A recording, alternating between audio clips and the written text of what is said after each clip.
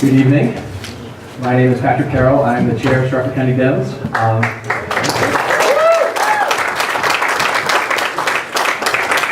I want to thank everyone for coming tonight and thank the New Hampshire Democratic Party for helping us put on this event. Thank all the candidates for coming.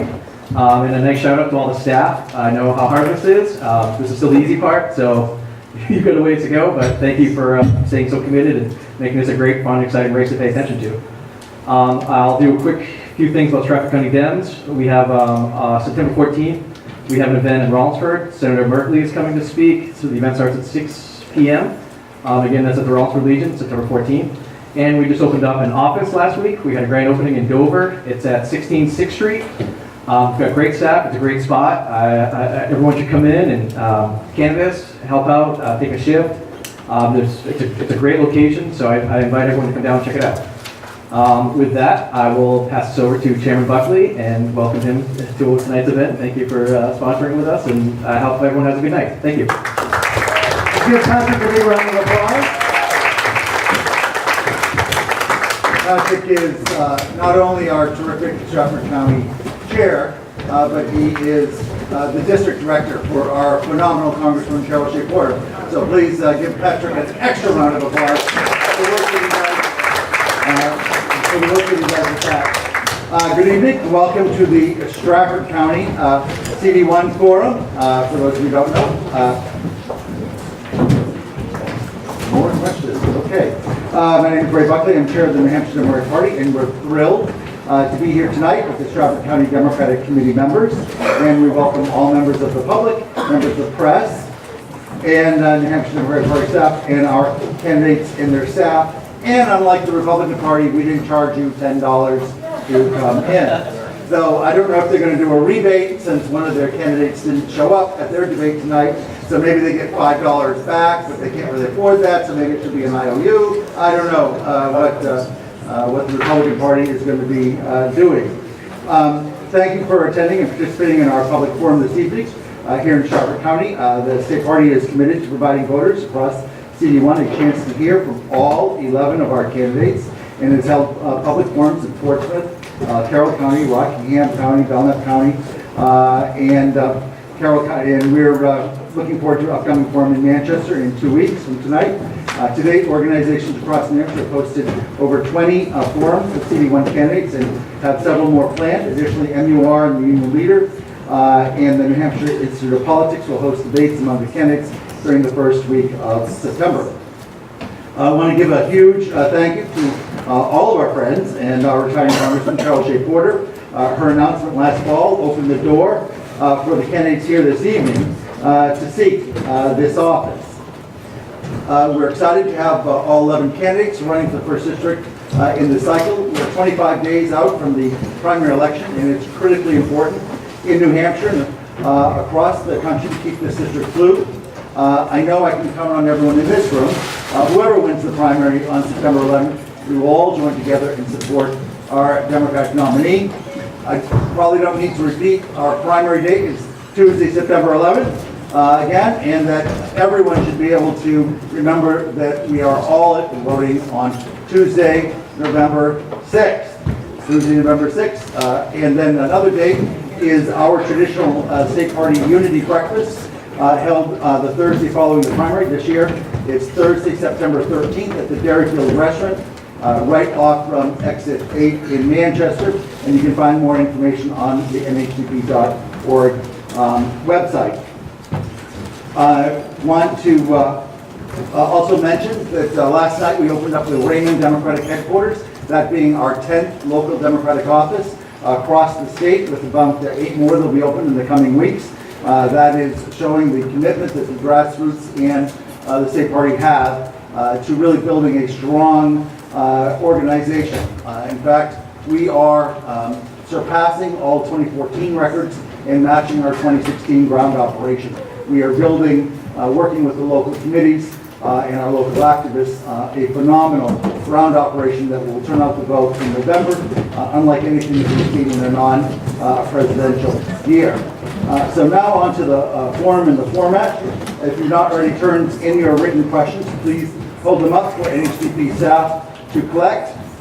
Please make sure you print We had quite the problem in Laconia last week where people were writing legibly. So if you have a card still, just hold it up and we'll have somebody from the staff pick it up. Each candidate will be allotted 10 minutes in total available in speaking time, which include the 3-minute opening statements, up to 5 minutes to respond to questions, 1-minute responses to each, and 2-minute closing remarks. As you will see, you might not be able to see as clearly as the candidates, but we do this as a service so that they can keep record of where they're at in utilizing their time, because they get to choose whether or not they answer all of the questions throughout the evening. We are making sure that we have questions regarding a diversity of issues before us. Questions be read aloud, and any candidate wishing to respond to a question should raise their hand to be acknowledged and have 1 minute to give responses. Each candidate respond to 5 questions max of 1 minute each to ensure that equal time is given to all candidates. Speaking order for 3-minute opening statements was selected at random with campaigns prior to the start time. Candidates will make their 2-minute closing statements in reverse order of the opening statements. So now let us get started with our opening statements. And first up is Representative Mindy Messmer. Please welcome her.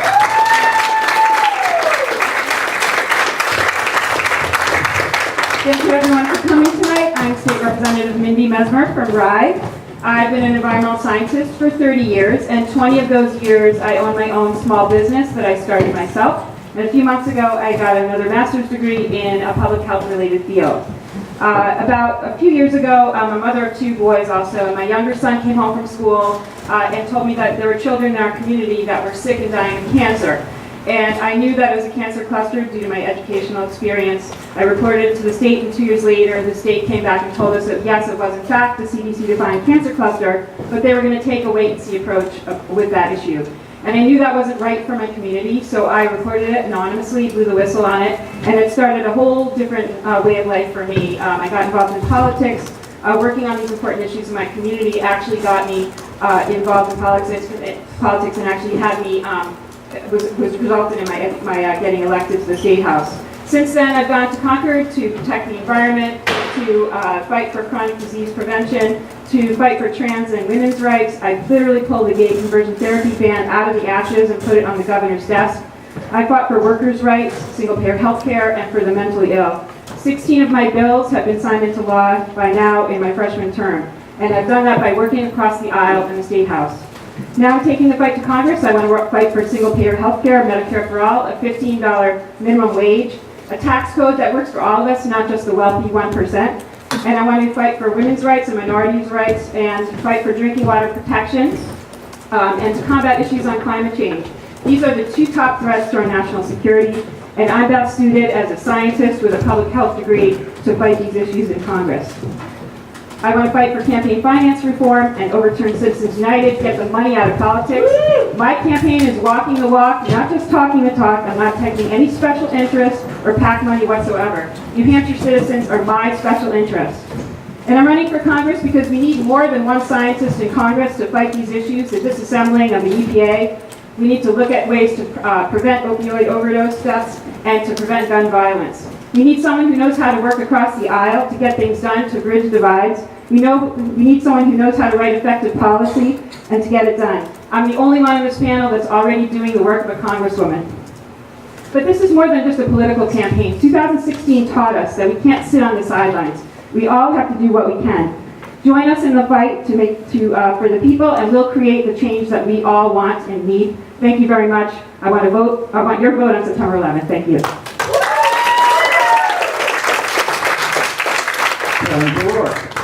Good evening, I'm Terrence O'Rourke. I'm the city attorney for Rochester, and I'm an unabashed liberal from Alton, which is like being a unicorn. This fall's election is a huge opportunity. Not only an opportunity to defeat the Republicans, but an opportunity to reclaim the Democratic Party. And who are we reclaiming the Democratic Party from? The corporate Democrats and the Rockefeller Republicans that took over this party about 40 years ago and have run it, frankly, into the ground. And what do we know about these corporate Democrats? What did they do in the 90s when the economy was booming? They got rid of Glass-Steagall. What could possibly go wrong? Well, what happened is it crashed our economy in 2007. These same corporate Democrats who believe not only in crony capitalism, but endless war. In 2002, when they had a chance to stop a war in Iraq, what did they do? Tom Daschle, John Kerry, Hillary Clinton, and the rest of that group. They wanted to put it aside because they all had presidential aspirations. So they voted to start a war in Iraq that we're still fighting today because they had no political courage. And what have we seen recently? Our two senators and the congresswoman from the West, awash in money from Wall Street, they voted for something called the Bank Lobbyist Act. So when it came down to it, they voted for the interests of the banks on Wall Street over the interests of every person in this room. That is not a Democrat. That is not what this party was formed for. What this party was formed for was the fight against the corporations and the fight against the banks and fight on behalf of the people of this country. And how the hell are you going to know a Democrat? Well, this is how you're going to know a Democrat. They're to support not-for-profit, universal health care for all as a guaranteed right of citizenship. And that means starting off with Medicare for all as we work our way to a national health system like every other civilized country has. It also means shoring up Social Security. And what does that mean? We're going to lift that cap on Social Security. Right now, for every dollar over $127,700, you don't get it taxed a dime on Social Security. We're going to lift that cap and we're going to save Social Security forever. Third, I already touched on this, bank regulations, we're going to restore Glass-Steagall. Folks, I don't have a lot of time in 1 minute, but believe me, the banks control every single aspect of your life. They own your debt, they control the markets, and they create markets that demand that you buy products from them. And finally, I'm here committed to ending these wars. Ending the war in Iraq, ending the war in Afghanistan, ending the war in Somalia and Niger, and anywhere else they could dream up to send our service members. I am the only candidate in this race on any side who has fought in combat, who has exchanged fire with the enemy. So I know what I speak. And like William Tecumseh Sherman said, war is hell. And these wars, we have, on behalf of the American people, we have killed over 1 million innocent civilians in Iraq. And I never want to see that happen again. So when you send me to Washington, you will know that I will never, ever vote in the interests of Wall Street over yours, and I will never vote for a war for political expediency and because Bain capital in the defense industry filled my pockets. Thank you.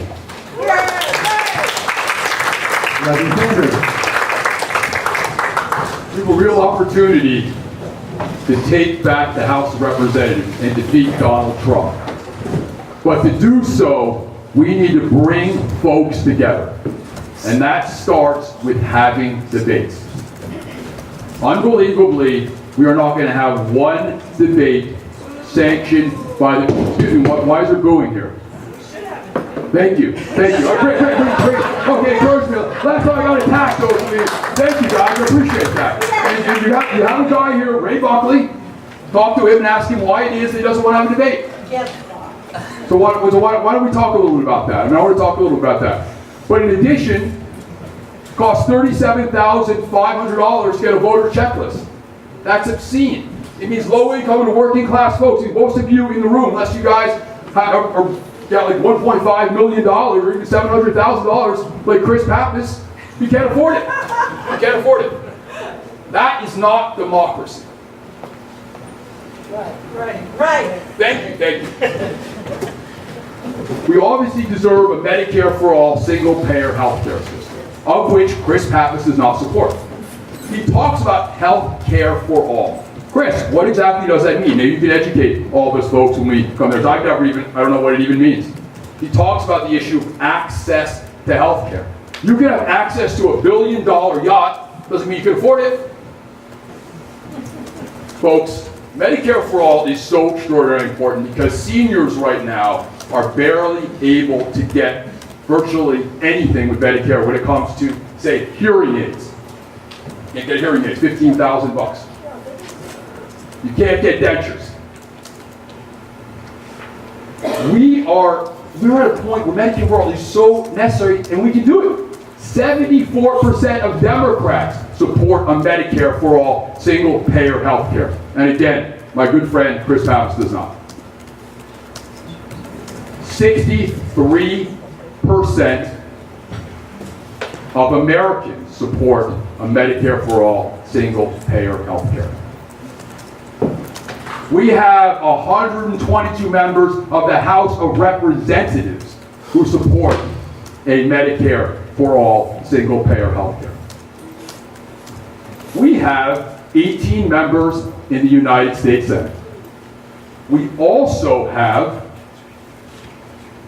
a vast majority of the folks who are running for president of the United States, or considering, in 2020, who support a single-payer healthcare system. We have to get this done. We have the momentum, and let's get this done. Thank you very much. Chris Pepper. Well, thank you all for being here tonight and for being a part of this really important discussion. And I hope the news wasn't lost on you about what the Republicans are doing tonight. There's disunity in the Republican Party. They're not supporting one another. And at the end of the day, that provides an opening for us, as long as we stick together. We can't afford to lose Carol Shea Porter's seat. We have got to keep it blue, because we need a check and a balance on President Trump and on the destructive Republican policies in Washington, D.C. But we can't do that if we don't win this particular district this year. I'm excited to be in this race. I'm a lifelong resident of New Hampshire. I run a 101-year-old family restaurant business in Manchester. I've learned everything I know about the world around me from growing up in that business. That you should put others before yourself, that it's not about the bottom line, but about how you can lift people up. Those who you work with and those who are members of the larger community. That you should never ask anyone to do anything that you wouldn't be willing to do yourself. I learned the value of hard work. I learned about decency and integrity. Those are values that are missing in Washington, D.C. today. I got involved in public service in New Hampshire as a reaction to things that were happening and to give back to a community and a state that had given me lots of opportunities in life. I ran for the executive council because 5 Republican men defunded Planned Parenthood health centers in our state. And there was a question about whether or not they would fully implement the Affordable Care Act and expand Medicaid. Well, I'm proud to have stood up and taken on those big fights and won them. To protect funding for Planned Parenthood and the 13,000 individuals that access critical care in our state through their health centers, and that we stood up Medicaid expansion, which expanded coverage to 53,000 individuals in our state, is the best tool we have to fight the opioid crisis. I believe that health care should be a right and not a privilege. That's why we provide it for our workers at our business. That's why I'll be all in on the discussion of how we get to a national system that covers everyone. And I won't lose sight of the battle that we're facing today about how we preserve the Affordable Care Act, how we ensure that the administration that is in court right now doesn't rip away pre-existing condition guarantees for individuals, that they don't allow individuals to go bankrupt yet again. So we've got to keep our eye on the ball and stay focused on how we continue to expand the pie, make sure that people can buy into Medicare, and look for ways to treat healthcare as a right and not a privilege. It would be an honor to serve the people of this state as a member of Congress. I'm grounded in the people and places of this particular district. We're building a strong campaign that's based on the grassroots support of small donors across this state. And I think that we need someone at the end of the day who understands the battles that we're about to face, who has worked on these issues, has a record of proven results, and who can build the type of strong campaign that we need to hold this seat and to hold President Trump accountable. I believe that we're doing that. I ask for your support, and I look forward to the discussion here tonight. Thank you for your engagement. Let's all stay off the sidelines. Let's all stay in the arena on this one. And let's ensure that we can come together and make progress for our state. Thank you. Maura Sullivan. Good evening. My name is Maura Sullivan, and thank you all for being here. I live in Portsmouth. I was proud to work for a little more than 6 years for President Barack Obama, and I'm also a United States Marine. And one other thing, I'm also a combat veteran. And for any one of my opponents to suggest otherwise is disrespectful to my service, and you owe me an apology, and you also owe an apology to every woman who's ever worn the uniform.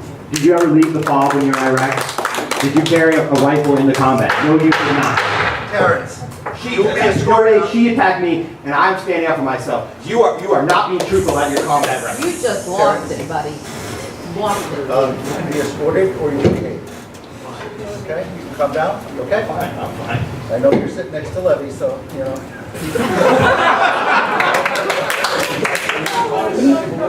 What's your point of that? Right, well, you're losing the whole entire Democratic Party as you continue to Please sit down, please sit down, or you can excuse yourself too.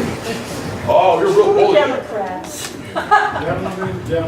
Continue. On a lighter note, I never actually considered the Marines. I grew up in a family committed to service.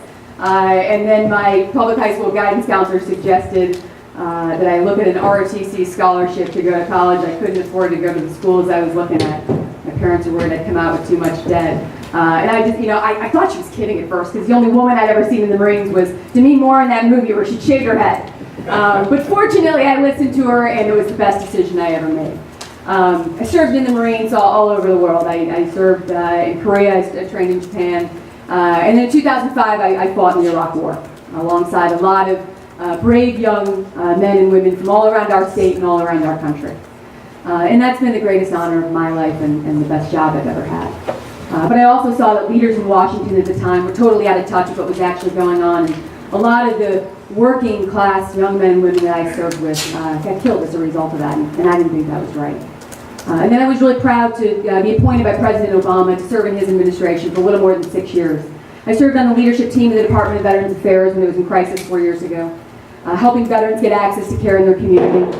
And then I served on the leadership team of the Pentagon, where I was at times the only woman in the room, fighting for reproductive rights and fighting for maternity leave when we were deciding what our policy should be. And listen, I didn't do anything different than a lot of strong women would have done. I was really glad one of us was in the room, because I had the opportunity to educate people who had a very, very different life experience than I did. I am running for Congress because I think, like all of us, I love our country. Why else would we be here on a Sunday night, or a summer night, rather? And I've never seen a moment like the one we're in right now. I've never seen anything like it, where the fundamental principles about what make us America are at stake, and our very democracy is under attack. Listen, we need a strong and experienced leader who can stand up to Donald Trump and fight for our national security, fight for our health care, fight for women's reproductive rights, and fight to make sure that a child can go to school and not be worried about gun violence. And that is what I am going to do as our representative. And I am here tonight to ask for your support and ask for your vote. Thank you all so much for being here. Naomi Andrews.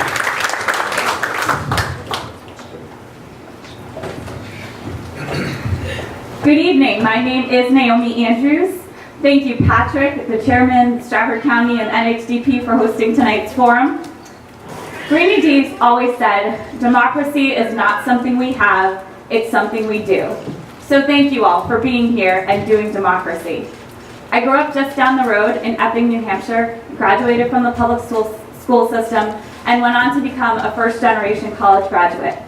Over the last 11 years, I've worked for the 1st Congressional District. I've served as Congresswoman Carol Shea Porter's Chief of Staff, and I was her campaign manager for those 2 winning comeback campaigns. And I'm very proud and honored to have received her endorsement to win this seat. I've been living and breathing the issues of the 1st District this entire time, and I ultimately decided to run because I love working for and fighting for the people of New Hampshire. I believe the people of this district want someone in Congress who gets it, who understands New Hampshire and national issues, and will work every day for them and their families. They want someone who will stand up for them. And if you give me the great honor of serving you in Congress, I pledge to do that each and every day. And knowing congressional processes inside and out, and I'm the only candidate who can say that, I will be effective in working on day one to serve you. I've been walking the walk against the cesspool of dark money in politics for a long time. This has been a priority of mine since the very beginning, long before Citizens United. I led winning campaigns of Carol Shea Porter's where we practiced campaign finance reform. And people, especially in Washington, thought we were crazy. They said, why are you going to show up to a fight with an arm tied behind your back? And we said, because it's the right thing to do. We want policy to be made by people with the biggest ideas, not the biggest checks. I also know every inch of this congressional district, not just because of my work leading the congressional and campaigns, but because of my deep love for the outdoors. I've actually hiked all 48 4,000-foot mountains here in New Hampshire, and on any given day, I can be found running somewhere beautiful by sunrise. And it's that commitment to the environment that will allow me to champion and introduce legislation for an Apollo-type program to solve our energy needs and curb climate change. My parents instilled in me a strong work ethic, and they both work hard blue-collar jobs. And through hard work and sacrifice, my brother, sister, and I were able to get through college. And although we still have student loans, we're better off than our parents were. And that's the American dream. Work hard, play by the rules, and you or the next generation, your children, will have more opportunity. But these are troubling times. And should you give me the privilege of representing you, you have my commitment that I will not stay silent. I will show courage. I will stand up against executive branch abuse, defend our civil liberties and press freedom, and fight to restore America's good standing in this world. I will fight for every American's right to a piece of the American dream. I really have the experience, the enthusiasm, and the courage to serve the people of this district that I love so much, and I hope to earn your vote. Thank you.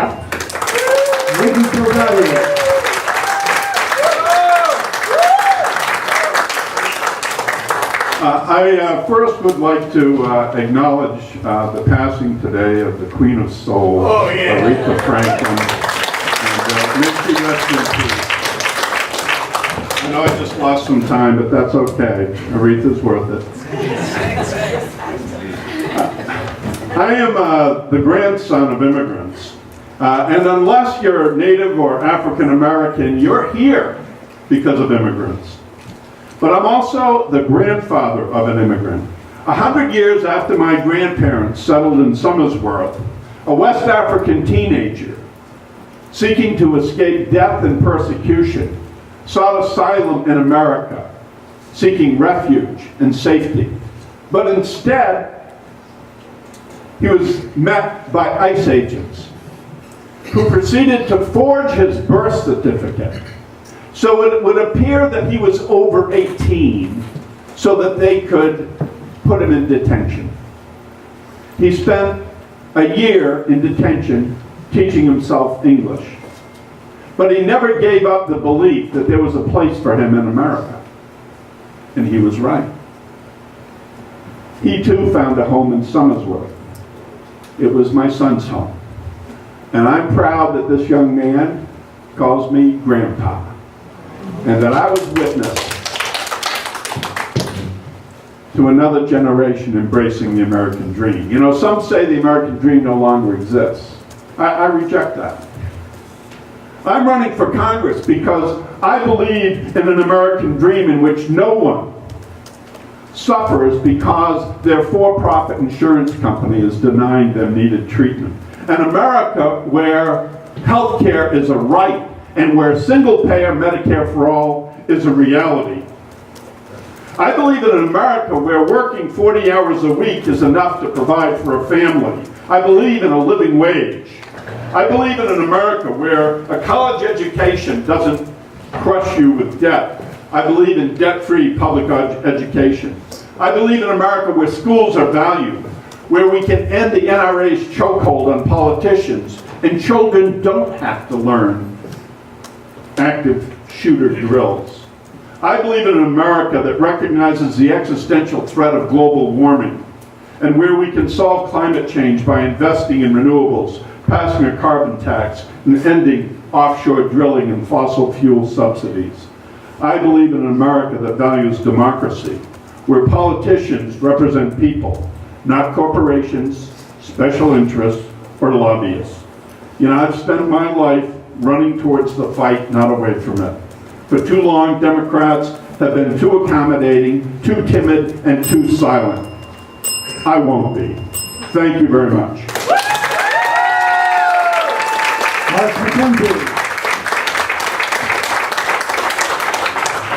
Thank you very much. My name is Mark McKenzie. You know, thank you for coming to these forums, for welcoming us into your homes and your community centers. And let me say this, after listening to you over 30 forums, I think I get it. I think I understand what the people of the 1st District want. And let me run it by you. We don't want a system that puts people into poverty for health care. We want a single-payer system. We don't want dirty air or dirty water. We want clean air and clean water. We don't want to encourage discrimination in our state or our nation. We want a state and a country that welcomes people to this nation. And we don't want to lock immigrants up. We want decent education. We want a system where young people can go to college from pre-K all the way through post-secondary education and not end up in debt. That's free education. We want a system that stabilizes Social Security, that honors and respects people in this nation who are getting older, who need our health care, who need our support. We do not want people to undermine the security of older people in our nation. And we want, above and beyond, We want economic security for people. What does that mean? It means that we have good jobs. It means that once again we go back to a time when people actually had pensions. We want people to get decent health care and decent pensions and not have to work from sun up till sundown as so many people do today. We want the opportunity not to toil every day, but to once again smell the roses that the richest Americans have been smelling for a whole long time. This is an opportunity right now, an opportunity for us when we have this character in the White House to rebuild our party, to find out who we are and what we stand for once again. I have been fighting the fight for many, many years as a leader of the labor movement, as a firefighter, as a leader in the progressive movement. I know how to fight, I know how to win, I know how to represent people, I know how to stand up for power, and I know how to represent the 1st Congressional District. I need your help, and I guarantee that when you put me in the Congress of the United States, they will know that CD1 is in the House, and they will know that we're going to stand up and fight like hell for the people of New Hampshire. Thank you.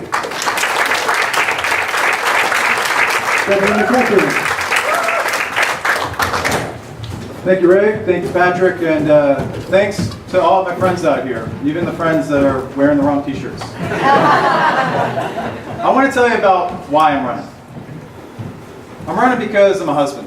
I'm a husband to my best friend, somebody I'm lucky enough to wake up to every single day. But 4 months after we got married, I woke up to find she couldn't feel her arms or her legs, and we had to go to the hospital.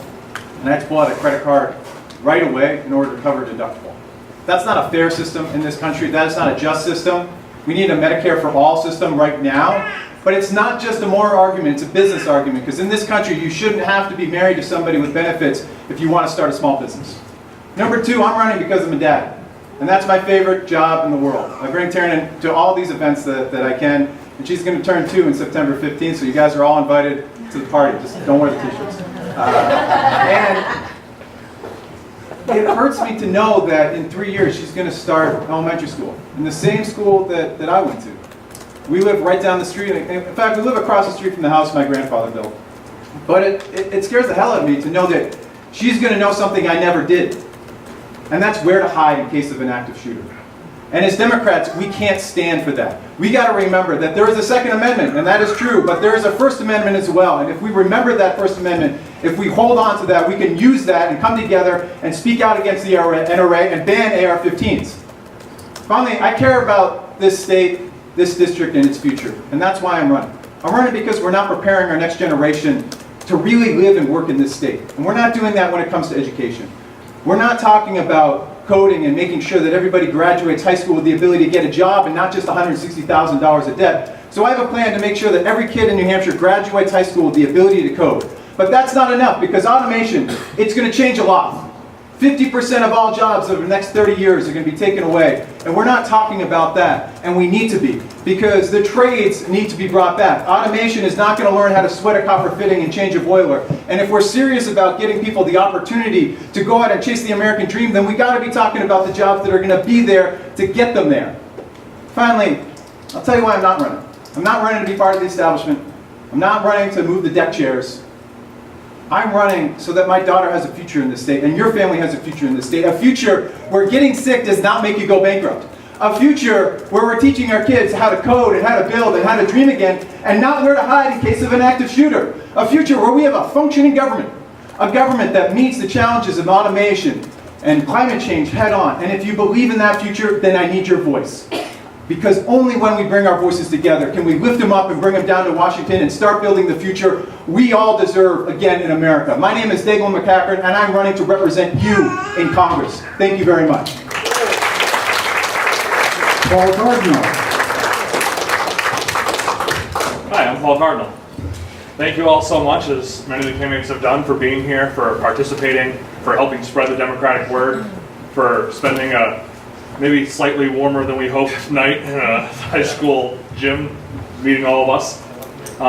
I assume a lot of you have had a chance to learn about some of the candidates or meet some of the candidates, but I wanted to tell you a little bit about myself. I was born and raised in the Granite State. I attended our public schools. I went to college in Manchester. I'm the son of a single mother who spent 29 years working for the police department, teaching me the value of a hard day's work. I now live and work in Merrimack. My wife is a small business owner in the state, and we have a 5-month-old son at home, our first.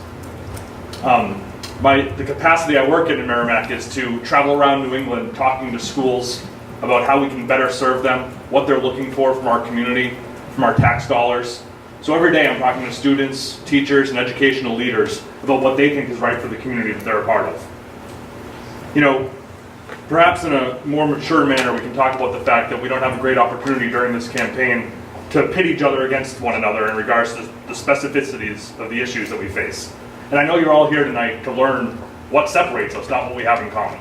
A lot of us feel very similarly about a lot of the issues, and I know that any of us will be proud of whoever wins this seat September 11th, that we can keep the seat blue, as Chris mentioned, and make sure that we're protecting a Democratic seat in the House. But without the opportunity to debate, I implore all of you to find out the specific issues that are important to you and how everybody stands on them. If single-payer health care is important to you, double-check all the candidates on the stage and make sure everybody feels the same way. One of the most important issues to me is campaign finance reform. And if that's an important issue to you, you should consider that a couple of the candidates on the stage have raised over $2 million between them to run for this seat, much from corporate donors. If you think it's important that the representative from New Hampshire's 1st congressional district has, I don't know, lived in New Hampshire's 1st congressional district, double check whether or not all the candidates on the stage have done so. You know, we're faced with a daunting task in this country, and that's finding a balance between not offending those on the right that we egregiously disagree with, and not bringing ourselves so far to the middle that we're alienating people who believe in a progressive agenda. And I think too often we're entering the battle as Democrats crippled by moderation and saying we're going to enter this fight with people so far on the right that, and we're right in the middle, that our compromises are getting pushed farther and farther right. And if we don't have the integrity to stand up for a progressive, forward-thinking agenda, we're really entering that debate at a disadvantage. So I really want you to think of the progressive candidates on this stage who can help us get that message out to people and show them that a progressive agenda is right for everybody. And I ask for your vote September 11th in the Democratic primary. Thank you. William Martin. Hello everyone, I'm William Martin. I'd like to continue the grand and wonderful tradition of thanking you all for coming here and sweating in with us in the room. To introduce myself a little bit better, because I call I'm one of the most anonymous people here. I've actually lived in New Hampshire my whole life. I've spent a lot of it on the sidelines doing polite things that most of you do, like writing letters to Congress because I'm disappointed in them. And occasionally getting a response that's something more along the lines of, we agree to disagree. So here I am. I would like to say that it is possible for anyone to run for Congress and possibly succeed at it. If you don't like any of us, I encourage you to run next time, but thank you for letting us get the chance this year. I'm, like Paul, like so many of us, I'm against the Citizens United problem we have here. I'm only taking money from 2 people. The 2 incomes in my household, myself and my wife. She's kind of putting up with me. It's very thoughtful. And I'd like to do a lot of things that will help all of you, because if you look to the left and to the right, you'll see a couple reasons I'm running. I care about everyone. I don't say that as some kind of figure of speech. I say that because compassion has been my byword for my entire life. I'm the person who helps someone move, who lends out their spare room to a friend in need, and who wants to do a lot of good in the world. I want to make sure we all can have health care we afford. Single-payer and Medicare for all would be a great start to that. I'd like to make sure we all have good clean air, clean water. We have an EPA which doesn't just deal with the current pollution in the world, but actually funds the research to clean things up and has forward-thinking enough agendas that we look at what's going to come on the market and whether or not it's going to be trash that's just filling up a new landfill afterwards, or it's something we can reuse and recycle.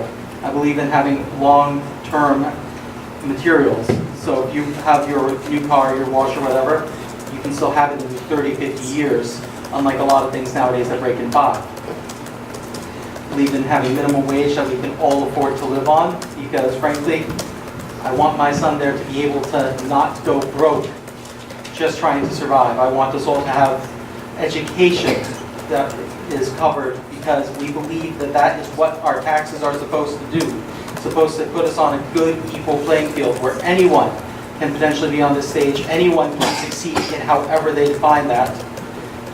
Because I'm William Martin, and I believe that all of us need a better tomorrow where we put human needs before human greeds. Thank you. Let's give a round of applause for all 11 of our candidates. All right, on to our question portion of the evening. I apologize in advance, it's a very long question, but the person has been stalking me at each one of these to ask this very long question, and I'm finally giving in tonight. I was hoping that he would make it a little shorter, but that has not happened. So, more than a year ago, 17 U.S. intelligence agencies concluded the Russian government interfered in U.S. elections in 2016. Facebook and other sources have reported ongoing Russian interference intended to influence America's 2018 elections. Most recently, it's been reported that the Russian military is worming its way around election systems in California, Florida, and Maryland. 14 states use voting machines that do not produce a paper trail. Some of them are touchscreen voting machines, known to be notoriously vulnerable to hacking.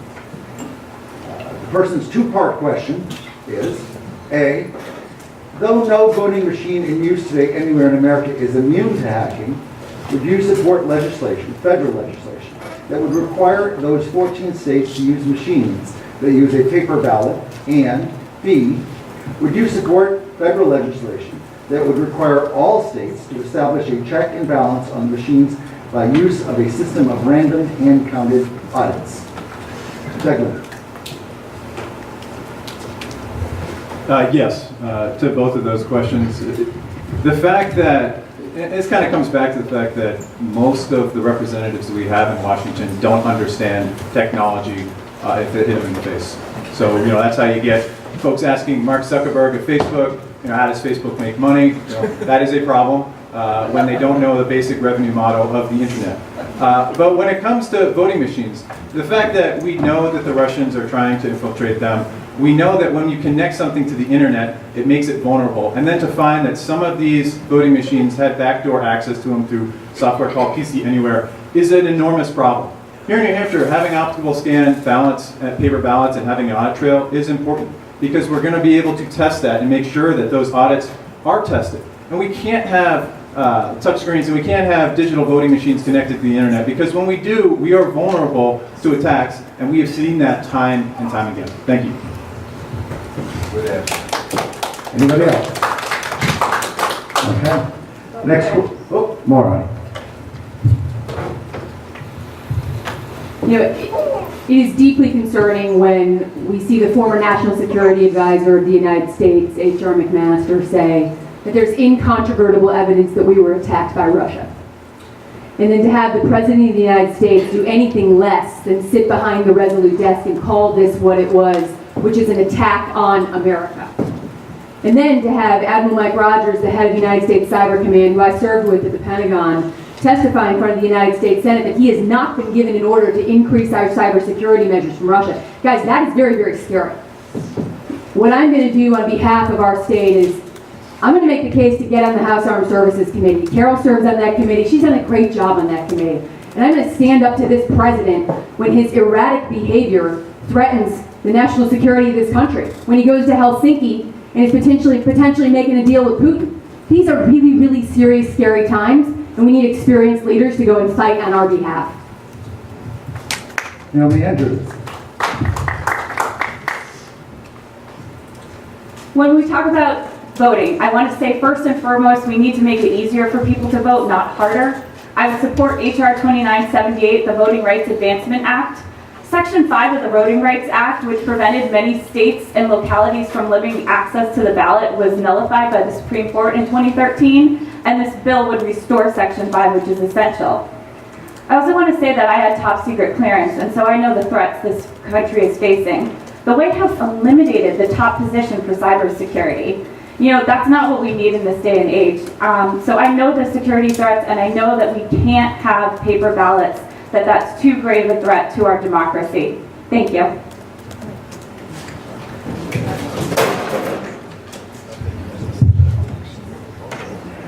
Next question. What can be done about Trump's decision to revoke security clearance of every member of the Intelligence Committee who disagrees with him?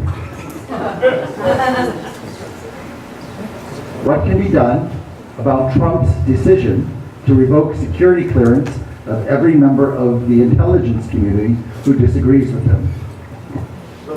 William. I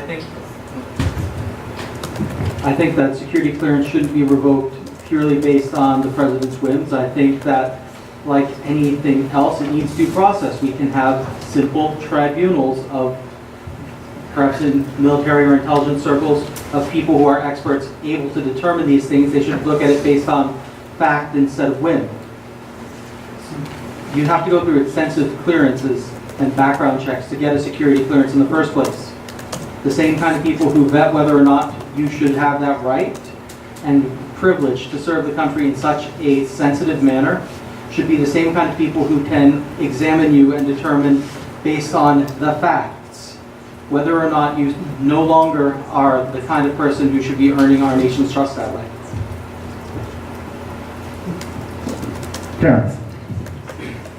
So when Alexander Hamilton wrote a Federalist paper on impeachment, he said what impeachment was is when public men have so abused their office and damaged our society that it necessitated immediate removal from office. He made clear it wasn't about crimes. He said that they can be dealt with in the criminal courts afterwards, but it's such an offense to society that they have to be removed. I don't know what more Donald Trump has to do in order for everyone to support impeachment. He started an illegal war in Syria. He's violated the clause that prevents you from profiting off of his office. And I'll talk about this more in my closing, but he's clearly an agent of a foreign power. He's an agent of the Russian government. And now he's revoking security clearances of necessary members of our national security team. People have deep knowledge, so even new members of staff need to go back and talk. Like anyone's had a job, you got to talk to your predecessor. Now they won't be able to do that. John Brennan can no longer discuss this with people in the administration anymore. So this is just another example of why Donald Trump must be impeached. Thank you for that. So the question is, what can be done about Donald Trump canceling the security clearances of a number of former agents of the government? What can be done is Donald Trump can be impeached. In fact, that's the only way you're going to stop that, because he has the legal right to do what he claims he wants to do. But this is just one more example of his attempt to engage in a pattern of obstruction of justice. People get upset when I talk about impeachment, but Donald Trump is the greatest threat to our democracy since World War II, and that's not an exaggeration. And this is not a political issue. It's not even a strategic issue. This is a moral issue. We have to impeach Donald Trump. My request is to serve on the Judiciary Committee of the United States House of Representatives, because that is the body that has the constitutional authority to impeach. Thank you.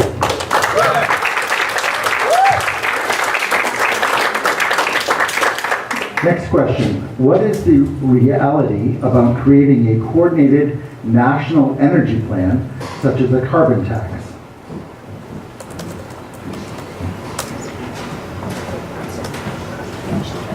Anybody? Energy? Sure. Mindy. Mindy first, then...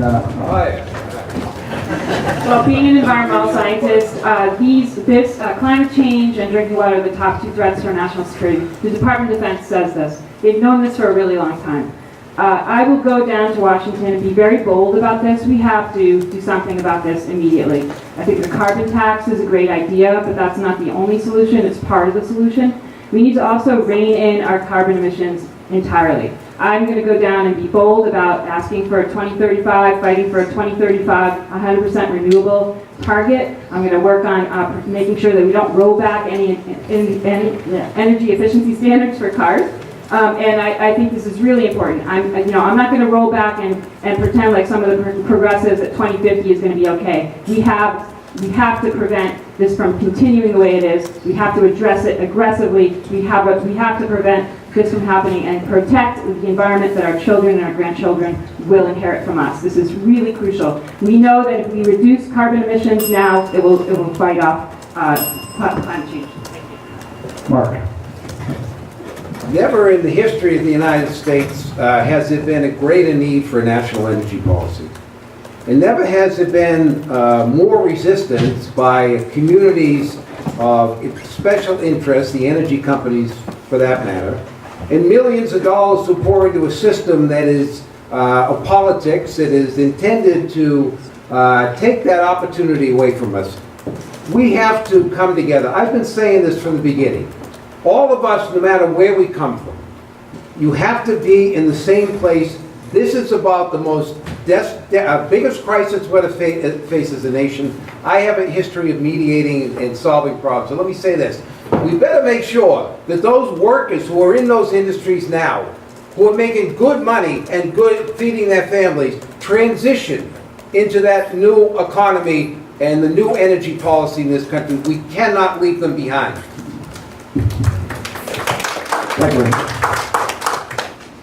So the whole thing about a carbon tax is trying to align our incentives correctly. And if you look over the last 40 years, energy consumption has not gone down. Even though we have LEDs, more efficient ways to use electricity, energy consumption has not gone down because of the consumption is priced at a rate that is not including the harm that fossil fuels have on our country. If we want to have a decentralized power grid, it's pretty simple that we would implement a carbon tax in order to fund those innovations into doing that, because that would allow solar and wind to exist on their own without the subsidies that they would require otherwise. Because we understand the cost of carbon in our atmosphere, but it's very difficult, even when I'm talking with my daughter on my arm about the future, for people to understand the threat that climate change poses to us. We need to be able to pull that a little bit closer to us and realize from a bottom line perspective what the costs we're talking about here. And when we accurately reflect the cost, wind and solar and renewable energies do a whole lot better. But when we don't, and when we fail to talk about the business impacts, we'll never get it. Thank you. Terrence. So I think we got to think boldly on energy, but I think a solution that can work right now, and I think the question is sort of about how do you enact something right away. I like the idea of a nationwide cap and trade system. And what cap and trade does is it relies on market solutions and kind of allays the fears of people that their business is going to close right away. And what cap and trade does is you get credits for carbon that you can emit into the atmosphere, and you can either use them or you can sell them. And what it does is it fosters innovation. The less carbon I put in the atmosphere, the more credits I have to then sell. And a business that doesn't innovate and doesn't change the way of doing business, they're going to have to buy more and more of these credits, and I, who have innovated, I'm going to sell at a higher and higher price. And so what essentially it does is you innovate or you die as a business. And they have it in California, we have a regional one here in New England, and if we did this on a nationwide level, I think it would significantly reduce our carbon output. And it does so in a way that again, allays the fears that your job is going to go away right away. But again, in the long term, I think, and I think a lot of people on the stage would agree that not only do we have to stay in the Paris Agreement, we have to actually increase those goals. Chris. Well, we do have a national energy policy right now. Unfortunately, that policy is being pushed by the Trump administration, by folks like Scott Pruitt, the oil and gas industry, and it's a national energy plan that makes our air dirtier and is increasing global gas emissions. We have to have a different national energy policy that relies on strategies that are proven. Renewable energy is the wave of the future. We have to make sure that we put dirty technologies in the rearview mirror. We've done that on a regional basis, and I've been proud of the support that I've given as a member of the Executive Council to renewable energy projects. We need to do more than that at the federal level. People are voting with their feet locally. We've got 1,400 jobs in solar. We've got to pull away the incentives that exist for the oil and gas industry, put that into clean technologies, rejoin the world community in terms of an international strategy to confront climate change, and make sure that we push the oil and coal barons to the side, because they don't represent the future. They represent a dirty past and a future that is really cataclysmic for the human race. Maura. I mean, climate change is one of the most significant threats that we face right now. Of everything this president is doing, there's a lot that we're going to be able to undo when the Democratic Party takes back the majority in the House, but we're not getting this time for our planet back. And this is the planet that we are handing our kids and our grandkids. You know, I was really proud to be a part of the Obama administration where this was a big tenet of our national security strategy. And I was proud to work with the Secretary of the Navy on our Great Green Fleet, introducing biofuels and energy efficiency and clean energy to our fleet of Navy ships around the world. The Navy's now at 12% on renewables. The Department of Defense is actually leading on this. We have got to incentivize a clean economy. We've got to do that. And what this president is doing with the auto industry is exactly the opposite of what we should be doing. Withdrawing from the Paris Accord is one of the most ridiculous things I've seen in the last year. Every other country on the planet's in it, and it's dangerous to our country, it's dangerous to our planet, and it's horrible for us diplomatically. So folks, this is a really, really serious threat, and we've got a lot of work to do to stop this president. Lincoln. Frankly, a national energy policy is not the answer. We need a world energy policy. We need to get back into the Paris agreements, and we need to strengthen them beyond what they were originally. A carbon tax is fine. We certainly can use one.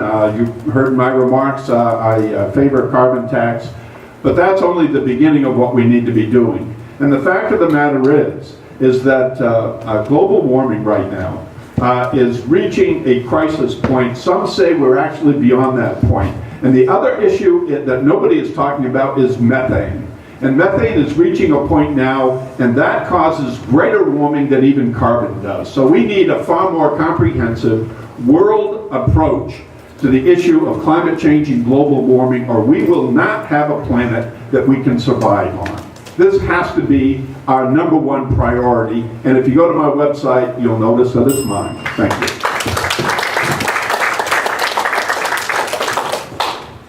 Naomi. I will introduce and champion an Apollo-type program to solve our energy needs. I believe in the power of the human mind and spirit. We, as Americans, when we say we're going to get something done, we do. We said we were going to the moon, and we did. So we need to get ourselves off of non-renewable energy. The Pentagon is actually the best on this issue. They know that it's a national security issue, that we can't be vulnerable with non-renewable energy. I wish they'd have some conversations with their counterparts, EPA. And even though we got rid of Scott Pruitt, his replacement's a former coal lobbyist, not the environmental champion we need. So I also recently spoke to Revision Solar in Brentwood, New Hampshire, and I am supportive of subsidies for solar and wind. And they said actually the technology has come far enough. They said just get rid of the subsidies on the mature industries, on coal and oil. And they said give us a level playing field and we can actually compete. And so we need a Congress that's going to provide that constitutional duty of oversight on this executive branch and solve these energy needs. Thank you.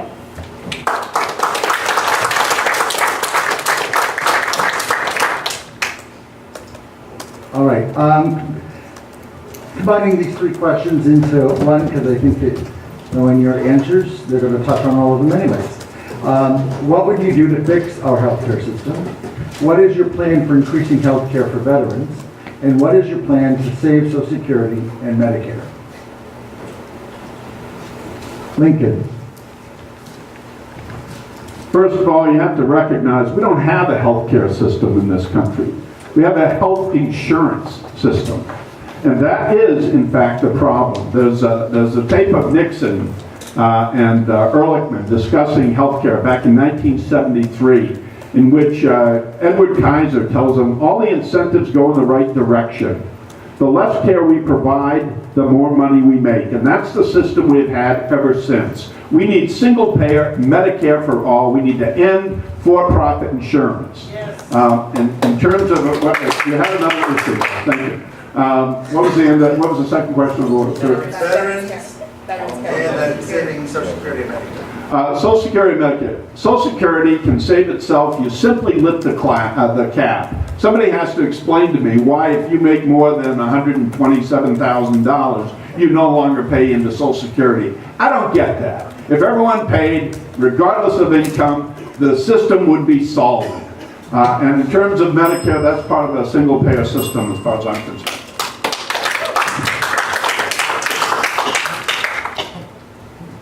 Terrence. So in terms of healthcare, I touched on this a little in the opening. We need universal, not-for-profit healthcare in this country. And a lot of people on the stage support Medicare for all, and I do as an initial next step. But I think what we need in the long run is a national health system like they have in Western Europe. I think about the country of Italy. I think a lot about Italy's healthcare system lately in light of the fact that they have almost no government at this point. And if you know anything about Italy, they have about a new government every 3 or 4 months. So this is not a stable democracy. Yet, they have the second best medical system in the world. They spend less than 9% of their GDP on healthcare, and their average life expectancy is 84 years. In America, we spend 18% of our GDP on healthcare. We're the 37th ranked healthcare system in the world, and the average life expectancy is 78 years. So the difference between our system and Italy is 6 years of your precious, finite life. That's 6 less years holding your grandkids. That's 6 less years of sitting on Lake Winnipesaukee. That's 6 less seasons with the Boston Red Sox. And so what they're doing, these corporations are doing, these insurance companies, is actually stealing 6 years of your life. Naomi. Healthcare is a fundamental human right, full stop. I believe that everyone in the U.S. needs universal coverage, and I think the next step is allowing people to opt into single-payer Medicare. We've been talking about this since the very beginning, since 2006. I knew Medicare would be a great option when we were traveling around the state in 2009 for the ACA town halls. Can I tell you how many people said to us, keep the government out of my Medicare? What that told me is people know Medicare, they trust it, they know that their mom's on it, their grandmother's on it, they're on it. They might not know who administers it, but that's okay. So we can get people on to buying into, opting into Medicare. That's the next step to get people covered, and we'll drive down the spiraling costs of premiums and deductibles. For veterans, I will fight for a full-service VA hospital in our state. We're the only state in the country without one. I'm also really proud of the work that we've done for community-based care in our state, and I will continue that work. For Social Security and Medicare, I have a conversation with a cashier and I say, is it fair that you pay on every dime on your paycheck or for Social Security, and that the CEO of AT&T only pays up to $128? They say, no, that's how we're going to fix it, raise that cap. So I agree with a lot of the things that have been said already. We need to remove the cap and make sure everybody's paying into Social Security to save it. The way to save Medicare, I agree with many folks, is to create a single-payer Medicare for all healthcare solution. And if that's your end game, I have good news for you. This week we voted to approve $717 billion. Oh, that was for the Pentagon. My bad. We don't have enough money for healthcare in this country, but all 4 Democrats in this state think we have enough money for 77 new F-35 bombers. Veterans need better access to healthcare in this state, and one of the issues we have in this state specifically is transportation to those healthcare solutions. We need to reinvest in the infrastructure of this state and the country to make sure people under the Medicare for All system can get to that healthcare. We need to figure out a way for veterans, the mentally ill, the elderly, to get all of the care they need, not just specific policies that we let corporate donors bag. We need profitability out of pharmaceutical companies. We need them to no longer be allowed to advertise to us and tell us they can solve all our problems with a pill. It's time to change our entire outlook on the system to get to a Medicare for all.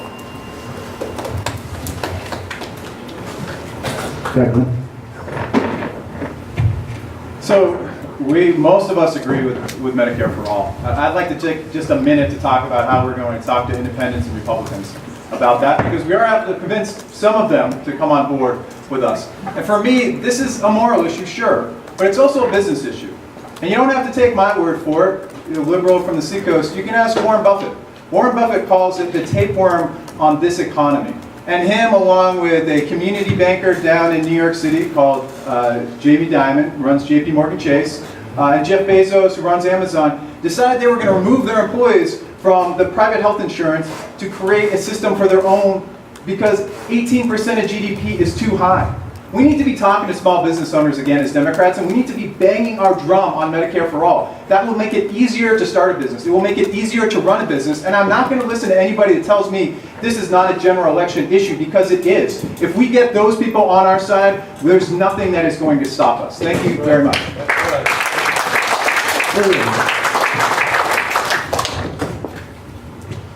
I'm very much believe in Medicare for all as a good transition towards a national health care system. I think that we should have it as single payer.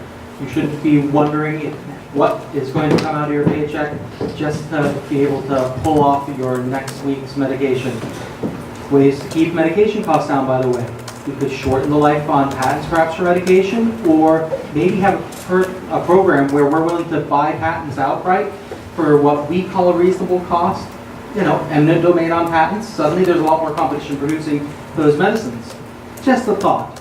We also definitely want to remove the caps on Social Security, and perhaps even have a slightly higher bracket for people who are in the million-plus crowd on their income, because they can really help the people who are barely getting by. And yes, I think this would help veterans too, because medicine should be available for everyone. Social Security should be there for everyone when they get old. This isn't just something that a few of us will be able to get by with.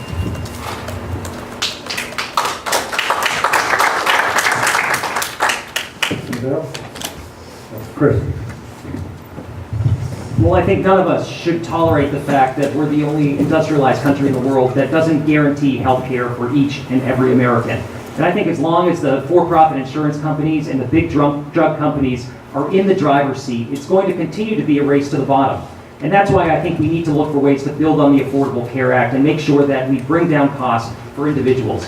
You know, when you're a candidate, you hear healthcare horror stories every day about high out-of-pocket costs, medications that aren't within reach. We need to ensure that Health and Human Services can look out after these drug companies that are spiking the cost that people are paying because it's hitting people in their pocketbooks. I think in addition, we need to make sure that we take care of our veterans. Here in New Hampshire, we're one of the only states without a full-service VA. Our delegation's been doing work fighting for that. We need to ensure that we get that facility up and running. But in addition to that, we need to have the community-based system of care that our veterans deserve. They stood up for us. We need to stand up for them.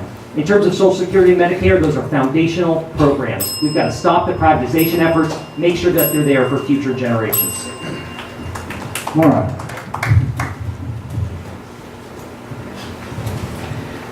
Regarding healthcare, there's a lot to get in a minute here.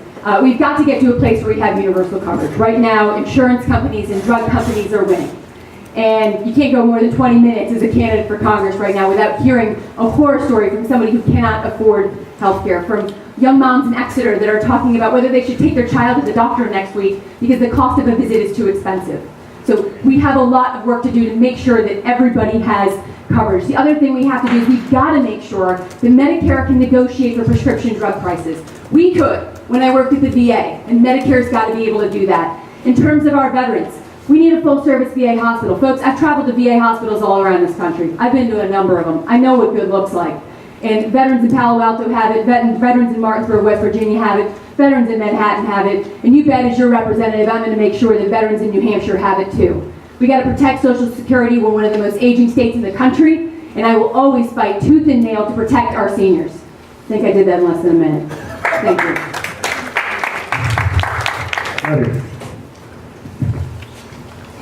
Again, what can I say? This is why we need to have debates.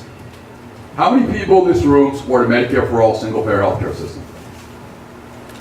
Pretty good amount. So the question again is, why doesn't Chris Backus?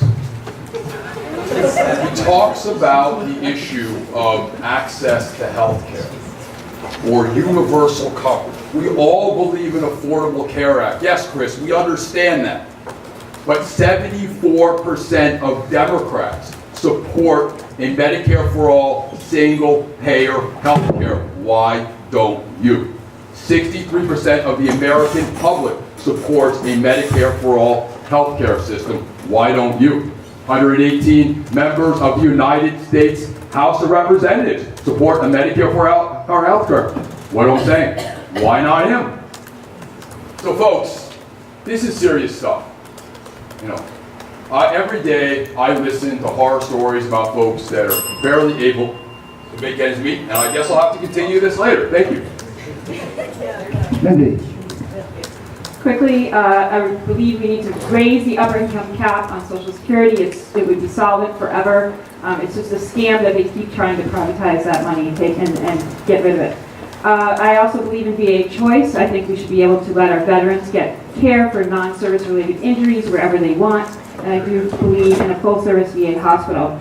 Getting to Medicare for all, I'm for Medicare for all. I don't know if you heard about the news recently that they discovered that healthcare insurance companies who make a lot of money off as middlemen in our insurance, in our Medicare, in our insurance system, are paying off politicians and candidates to, even if they get elected and say they want Medicare for all, to change their mind once they're elected. So I would encourage you to look at whoever on this panel is getting money from any insurance companies, or maybe that's affecting their opinions on what they're saying here. But 3 of us do not believe in Medicare for all. I believe here in New Hampshire, unfortunately on the Health and Human Services Committee in the state of New Hampshire, we have a patchwork healthcare system here. We've got CHIP, we've got Medicaid expansion.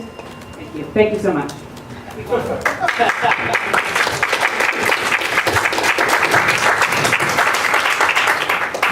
All right, another combo question. What are your plans for action for gun control, and what will you do to reduce gun violence, especially in schools?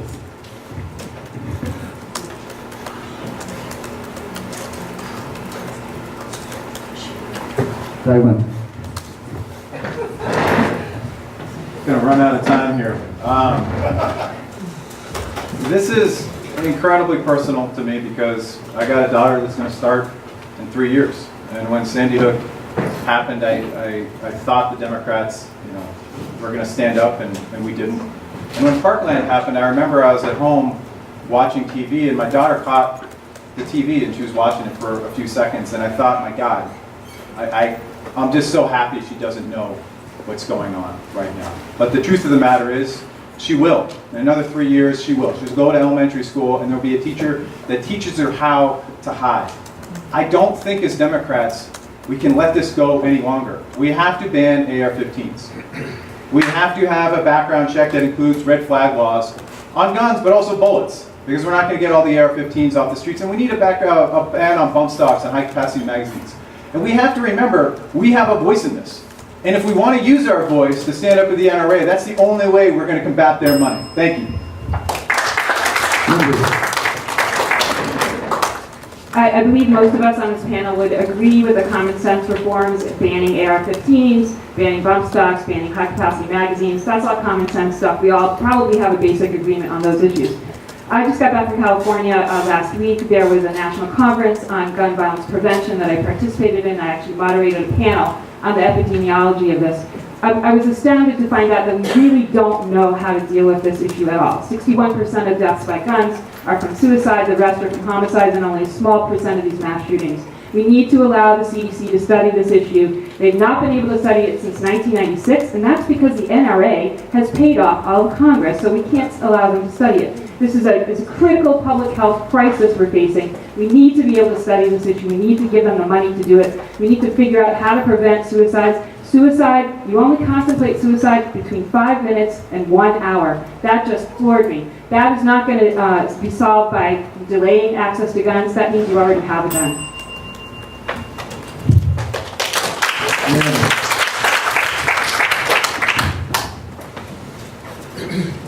We know that the gun industry leading the NRA is far too powerful. Does everyone in this room remember when Dems staged a sit-in on the House floor?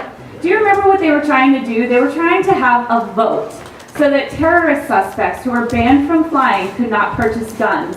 Instead of allowing for a vote, Speaker Ryan threatened them with sanctions. That is the NRA being too powerful. I'll join the Gun Violence Prevention Task Force as soon as I'm elected. It's open to bipartisan members of Congress, but I'm sad to report that there are no Republicans on there. If I told you yesterday that you were going to the airport and only 1 out of the 4 of you had to go through security line, you would say that's unfair. That's currently how our background system works. We need a universal background system. We need to limit magazine capacity. I've had conversations with hunters. They said, if I can't shoot a deer with 10 rounds, I probably shouldn't be in the woods. So gun violence has impacted my family and my friends, and I will be a leader on this issue in Congress. Thank you.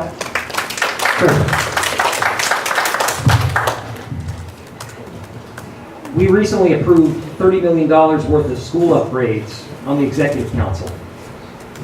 That shouldn't be where we stop. We certainly need to keep our schools safe, but we need to keep pursuing this by taking weapons of war off the street and ensuring that people who seek to do harm to themselves, to others in their community, can't do it.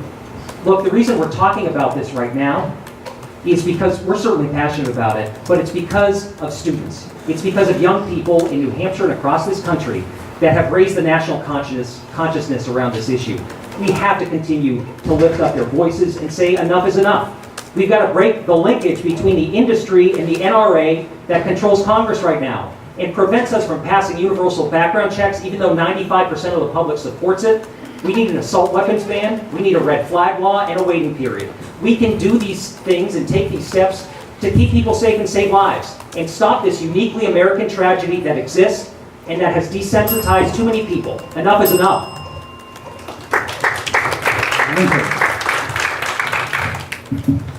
So I would wager that most people in this room have a driver's license. Now, why is that?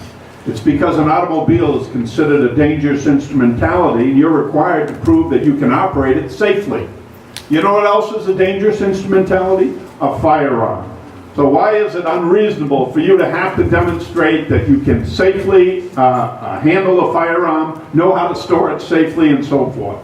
The other thing on suicides, we can prevent 50% of the suicides in this country with a 42 or 72-hour waiting period to purchase a firearm. Why on earth do you need to have a firearm right now?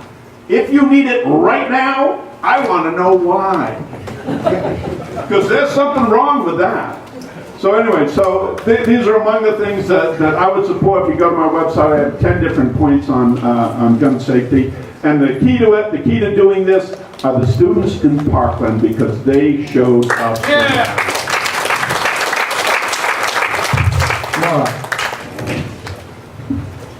Recently, I had a teacher in Epping come to one of our events, and she burst into tears. And she was worried about how she was going to move the special ed kids in her classroom out of the way if an active shooter were to come in. And I wish that was one of the only times I could say I've heard this on our campaign, but it's not. And I'm sure a lot of us have heard stories like that day in and day out, because this has gone really way too far. And I think a lot of us agree on what needs to happen. What I'm here to tell you is how I'm going to get it done, which is that veterans in Congress are going to lead this, because we have a real experience with these guns. And we can say with a real credibility, we use these in Fallujah, we use them in Ramadi, we use them in Afghanistan, and they don't belong in Manchester, they don't belong in Portsmouth, and they don't belong anywhere in this country. And we don't need them for hunting, for fishing, or personal protection. Please check out our website and see the very detailed gun procedures that we have, because our kids need us to take action now.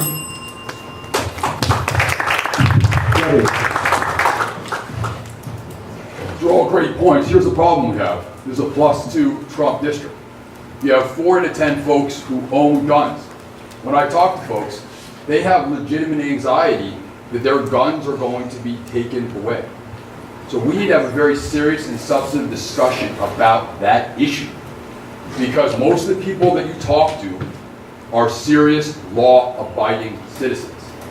And so we need to really figure this stuff out, folks, because again, there is a profound level of anxiety that's going on throughout this country.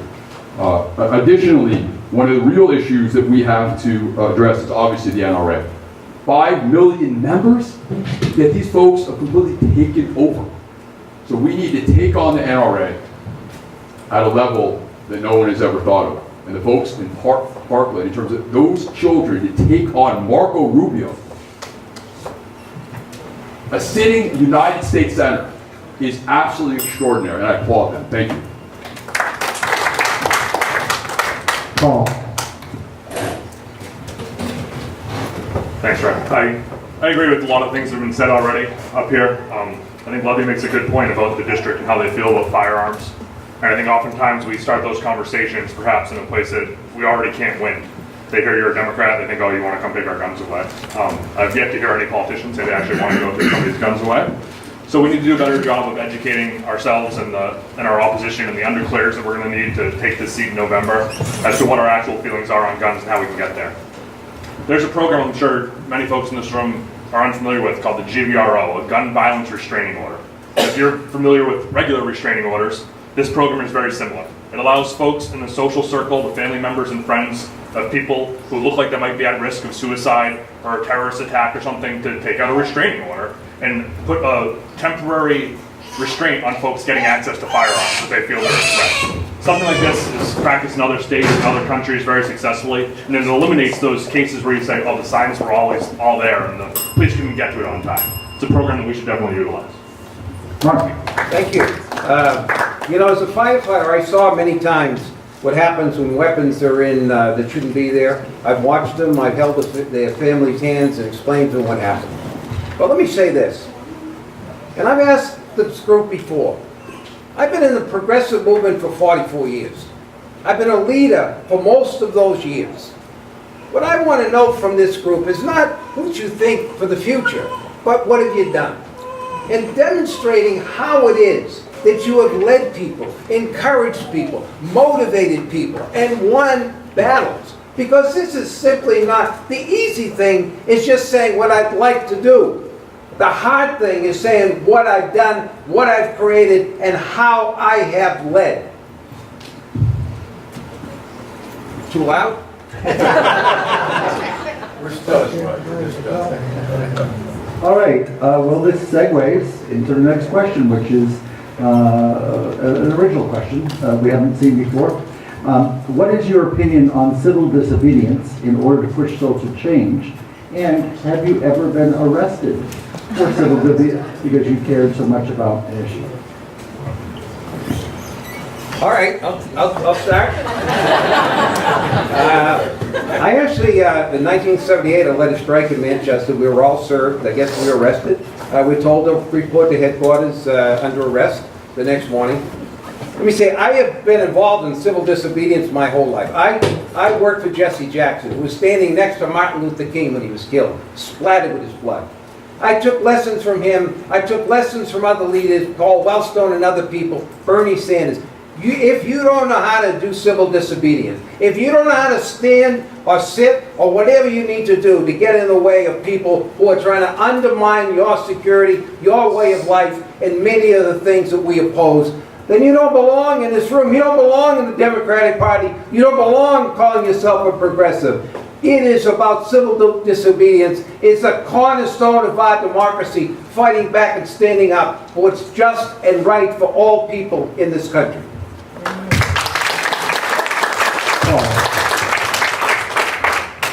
I've never been arrested for civil disobedience. I've heard 1978 was nice. So I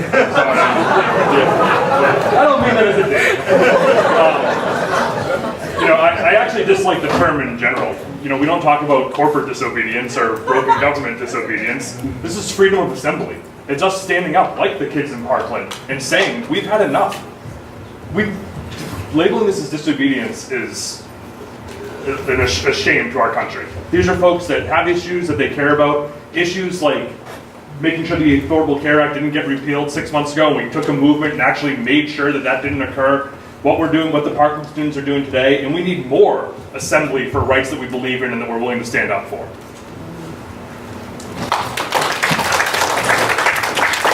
Thank you.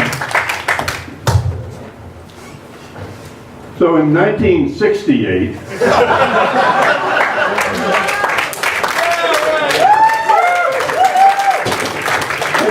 you're taking my time. 1968, I participated in my first act of civil disobedience in protesting the Vietnam War. In 1969, I was drafted. The other thing is after the election, I drove out to Standing Rock in North Dakota to fight with the Sioux for their water rights at Standing Rock. So yes, I believe in civil disobedience. I look at what we saw from the Parkland children I mentioned a little bit ago. They actually stood up, spoke truth to power, and made a difference. The state of Florida, Republican governor, Republican legislature, they defied the NRA and they passed legislation on gun control. If they can do it, we can all do it. Let's get behind it. But were you arrested?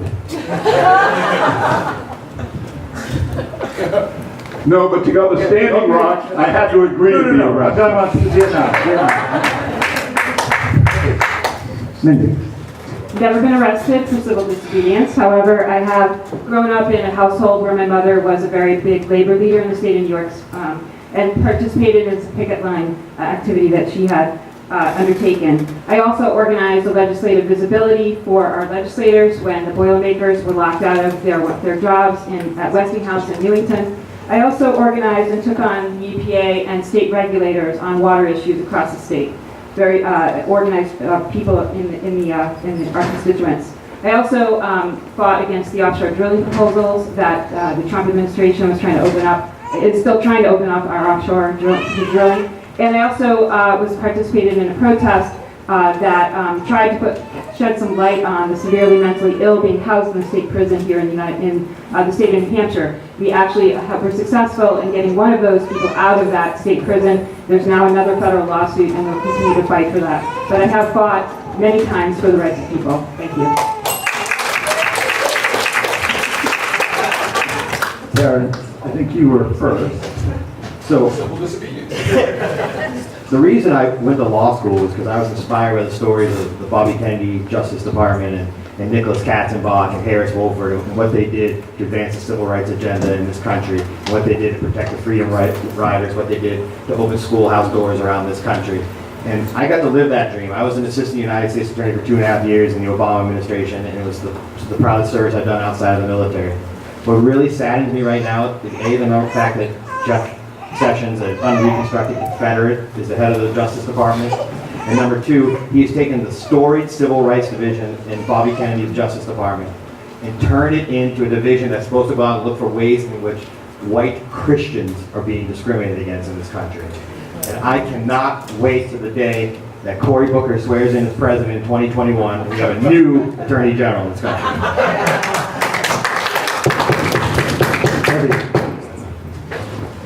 Well, I wasn't arrested, but my father was. You might know a little about this guy named Bernard Sanders, who may actually be taking on your good friend Cory Booker. But, you know, in all seriousness, I've been in a union for 24 years.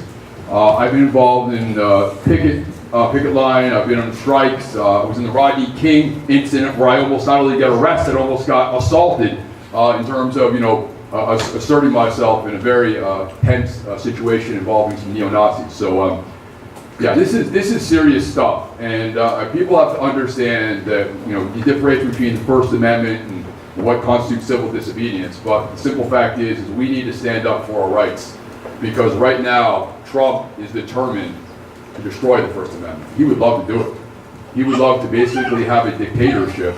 We got to be very, very careful, because we are on the verge of a dictatorship. Thank you very much. All right. For the record, I've been arrested twice. Seabrook and protesting the UN nuclear disarmament. But anyway, what will you do to support organized labor and the workers' rights to organize and strike? Sure. Organized labor has, for the past number of years, been under attack. I believe that organized labor, that we need unions more now than we ever have before.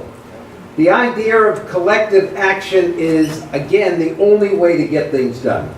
We need to open up, as I have fought for more than once, the opportunity for people to join the labor movement, to do that just like they have the right to vote. That's the law of America, and that's what they should have the right to do. And people should have the right to stand on the street, to raise hell, and demand what's rightfully theirs in this country. We have been doing it for years. The social justice movement has been on our shoulders, and we should once again come together as a workers' movement, as a labor movement, and take back this country.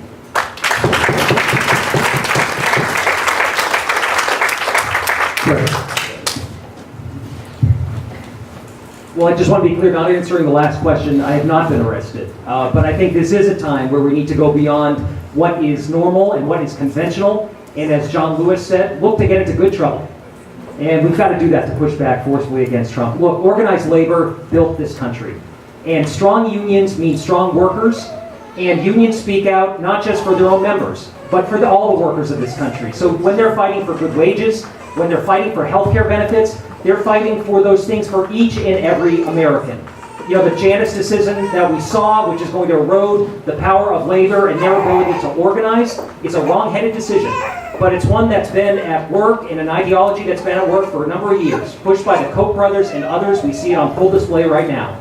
We need to pass the Employee Free Choice Act and find ways to strengthen labor in this country, because when we do, we all benefit. Proud that our campaign stands with organized labor. We've got a number of significant labor endorsements, and I think we have to look to make sure we create the environment where they can succeed, sign up members, speak strongly, because they speak for the economic security and justice of this country. Thank you. Anybody else? William. I'd like to oppose the right to work kind of legislation, which has been limiting our unions. They have been playing an important role in protecting workers' rights for generations now. And I think one of the best ways we can support them is by having the kind of labor laws and labor practices that support the same agendas. That people need good wages, safe working conditions, that our minimum wage has to be reflective of what it takes to survive and thrive as a family, that we need to have good, strong, safe environments like OSHA is designed to give us. We have a lot of tools in power which accomplish the same kind of goals that the unions are fighting for to this day. And if some of that fight is taken on the universal level instead of on a company by company level in peer negotiations, I think everyone can win from that.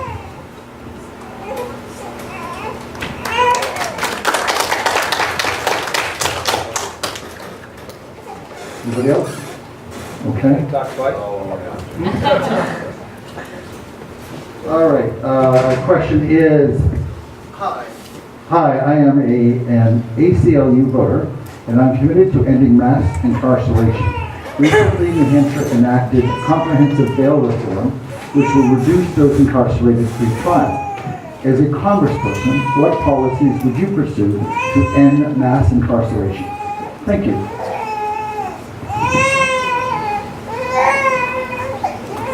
I think Beglin. Yep. So, legalization of marijuana on the federal level is one thing that we can be doing, because right now, you don't get arrested if you're a white guy smoking pot. You get arrested if you're a person of color. And we need to understand that and know that it's being used to profile and obtain search and seizures. And if we're able to do that, we're able to break the trend of mandatory minimums in sentencing as well. So I like what the state's attorney is doing down in Philadelphia in putting a price tag on incarceration. If we do that, we can give a true meaning of what it costs to put somebody away. And if we can take some of that money and start putting it in investment in terms of rehabilitation programs and drug treatment programs, we're going to go a long way to start bringing back the communities that are most affected when it comes to really unjust prosecution. Thank you very much.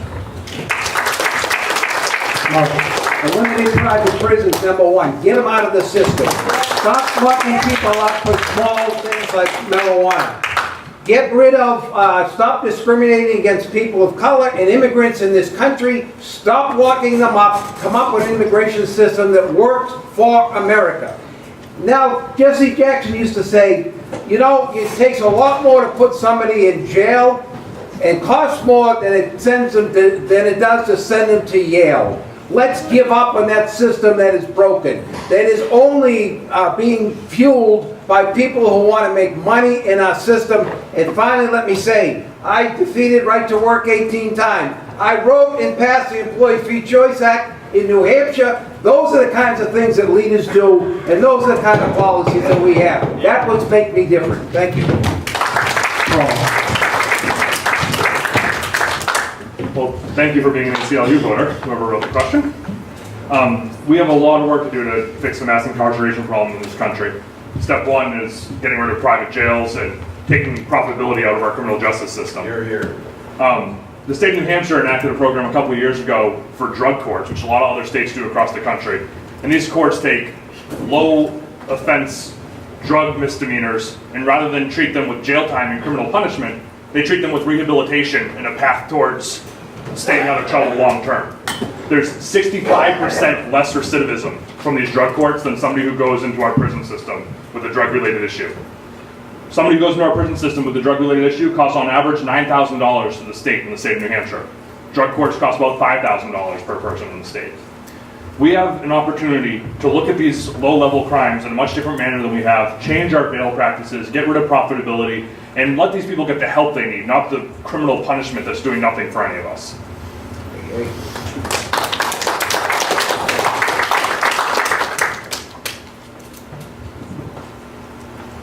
Brilliant. I believe we should focus on restorative justice and by getting rid of crimes of inconvenience. You're inconveniencing somebody by smoking in the wrong place when you have marijuana. We need to admit that it's not something people want illegal anymore. I want to get rid of privatized prisons, and I want to make sure that they're not lobbying to keep themselves around. You shouldn't be buying the votes to be able to have your industry. That's just wrong. We can't have prison quotas either. We should make sure that quotas are not something that's a facet of our law enforcement system. We need to be making good use of parole and rehabilitation. We need to help reform people. Putting someone in a box doesn't automatically equal justice. Justice equals removing the wrong that they have done and helping make sure that they're not the kind of person who will create that same wrong in the future.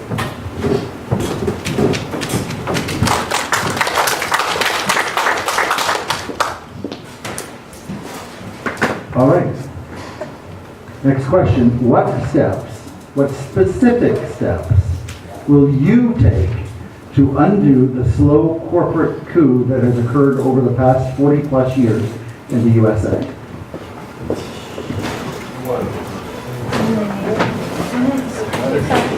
Terrence. So folks, when you talk about corporate interests in this country, what you're really talking about is Wall Street, the control the banks have over your lives. You have become monetized, you have become securitized, you are a product that's being bought and sold every day on the market. One of the easiest ways we can reverse this trend is by restoring the protection of Glass-Steagall. Glass-Steagall is what separates the commercial banks from the investment banks. So let's bring that back. It's going to be Warren O'Rourke, me and Elizabeth Warren, and get this done for you guys.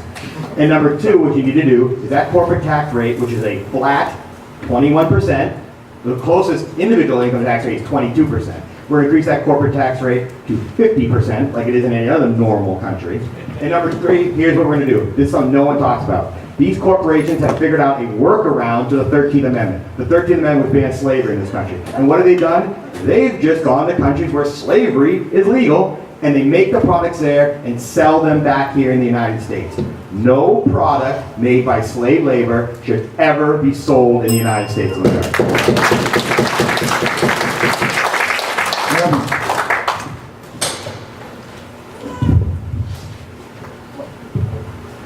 Wealth inequality is unacceptable. We need to stop lining the pockets of the wealthiest Republican donors. We know that the middle class is falling and the poor middle class is stumbling and the poor have fallen.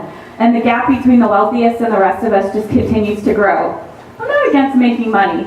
I have student loan debt. But we have to have a robust middle class in this country. We need a fair tax system. Our tax system is so rigged that when our office asked to introduce an amendment to allow teachers to deduct $250 out of what they pay out of pocket, their House Republicans said, no, not too expensive. But you have a private jet, you have a private yacht, you're safe, you can keep your deductions.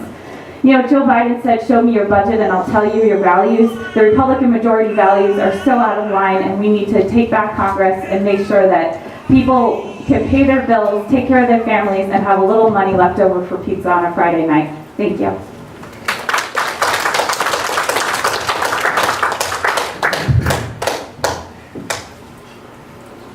Paul? So I agree with a lot of the things that Terrence and Naomi both said. One of the most pervasive issues we have today, though, is folks are scared that the government isn't the right person to come up with a solution for them. And the reason isn't because the government doesn't work, it's because the people who are funding the government don't work. The more we allow candidates to take corporate money, to take corporate PAC money, to take money from out of state, to be funded and beholden to donors rather than their citizens, the more we'll continue along this line of policies that are protecting those donors rather than our citizens. We need to come up with a system that, similar to Senator Warren's proposal earlier this week, that makes corporations become part become a contributing part to society the way it used to be. You know, she talked a lot about how post-World War II, corporations rose and were more successful than ever in this country because they acted as citizens and were giving back to the communities that they were members of. I think we need more incentive to make sure that the utmost profitable... Thank you very much. I'm happy to talk more about it later.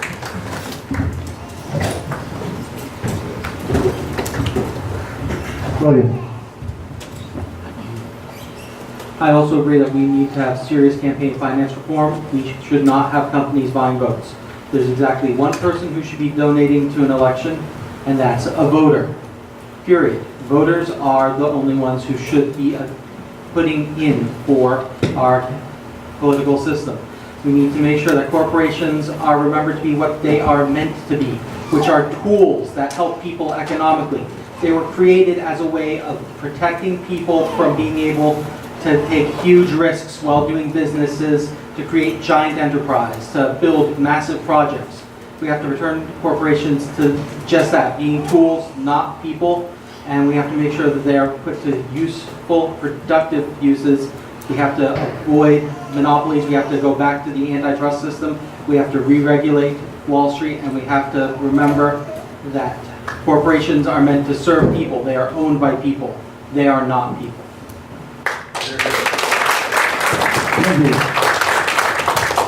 First and foremost, we have to overturn Citizens United. Corporations are not people. We have to get the money out of politics. It is corrupting everything. I fought so hard for various pieces of legislation in the House that were meant to protect public health. They were fought so heavily by industry lobbyists that I was not able to pass them, like spraying pesticides on children's playgrounds. This is insane. We cannot have money involved in protecting, while we're trying to protect public health. We need to remove fuel subsidies for the fossil fuel industry. We need to make sure that we can address climate change and not have them meddling in our business. We need to make sure that the healthcare insurance lobbyists don't pay off politicians so we can get Medicare for all for everyone. Whenever money is involved, it corrupts the system. I'm proud to say that 90% of my contributions are in-state, that are all from individual people, and I don't accept any special interest or PAC money. There was a reference made, one mistake was made in the $250 contribution from Jackie Silly, who endorsed me, which I returned immediately when I realized it. Thank you very much. One more questions. I got to think about how to strategize here, because I'm a little bit ahead of these guys. How much time is left? One more question. I have two questions here. 2 questions left? So, and you've got 2 questions. So you can either answer this, and then everyone answer, the remaining individuals can all answer the next question. I'll as everybody said, we need to end Citizens United. What is most remarkable is what's going on in terms of our society. We have 47% of Americans who have $400 or less in the event that there is a medical emergency or simply somebody's car breaks down. We're the wealthiest country in the history of the world. This is absolutely obscene. Furthermore, we have 75% of Americans who have only $700 to address the same exact issue.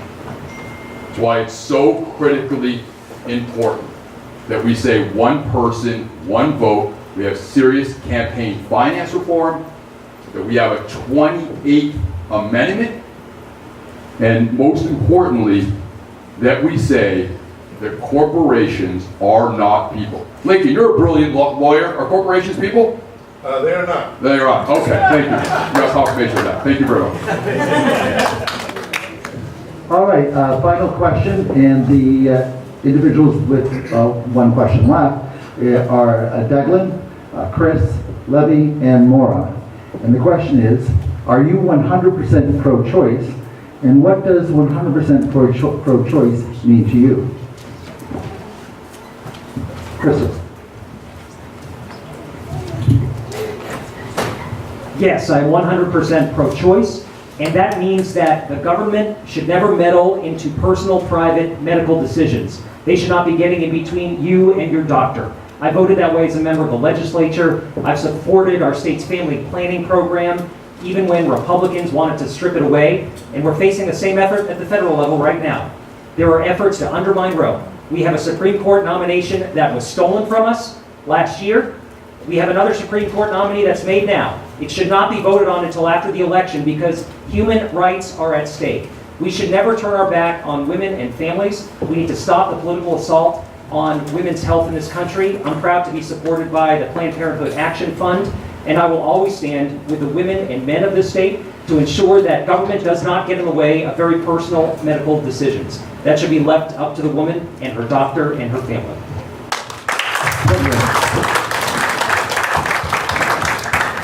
Unfortunately, today it's not always just left to them. Because 1 out of every 4 women from a lower economic standing cannot have access to abortion because Medicaid does not cover that. Because we have the Hyde Amendment today. I believe we need a Medicare for all system that covers everything that a woman might need. That is the only way that we are going to have true health care and feminist values. Because there's a lot of people that might find themselves in industries, like child care or elder care, where they're dependent upon a spouse for those medical benefits. That's not something that we can support any longer. And as your representative, I am going to fight to make sure that women's rights are human rights and that everybody has access to health care no matter what. Thank you very much. In the not so distant future, I'm getting ready to start a family with my fiance on the seacoast. And I don't want Donald Trump coming anywhere near my decision and my family's decision about what we do with our family, nor for any woman in this country. So the answer to this question is yes, yes, yes, and yes. I have fought for women's reproductive rights at the highest levels of our federal government. I stood up to 4-star generals in the military and fought for women to be able to extend their fertility and to preserve their fertility before going into combat. And I will fight tirelessly for women's reproductive rights as your representative. And let's be clear right now, that is what is under attack with this president, with this court pick, and what's going on in our country. Thank you. Not only will more fight, she'll fight maybe with fire, actually, is what you're probably trying to say. But anyways, but a fundamental situation is this. Obviously, I think we all in the room think that women have a right to their bodies and to do what they want with their bodies. That's the fundamental issue. But the fundamental thing we need to ask ourselves right now is why is it that we don't have a Medicare for all healthcare system when we have 74% of the American public who believes in it? Actually, rephrase it. 74% of the Democrats and 63% of the American public. So that's the fundamental question, because Daglin makes the fundamental question. While the Affordable Care Act is good, it doesn't address the issue which low-income and working-class folks are dealing with every day. I work in legal services. I represent folks a lot of times, and they desperately are in need of a Medicare for all healthcare system because they can't pay the high co-payments, the deductibles, as well as the premiums. So absolutely, it is essential that we have a Medicare for all single-payer healthcare system. Thank you. Before we begin our closing statements, just want to acknowledge our state party staff that are here with us tonight. Amy Kennedy, our executive director. And Adrian Villarega, who is doing the screen here for the candidates. Our brand new communications director, Gabrielle Farrell. Our deputy communications director, Sarah Guggenheimer. Ethan Quinn, also with our communications office, and Ethan Morehouse, who's our deputy operations director. Let's give them all a big round of applause. If nothing else, they have to put up with me 7 days a week, so that should give them a big round of applause.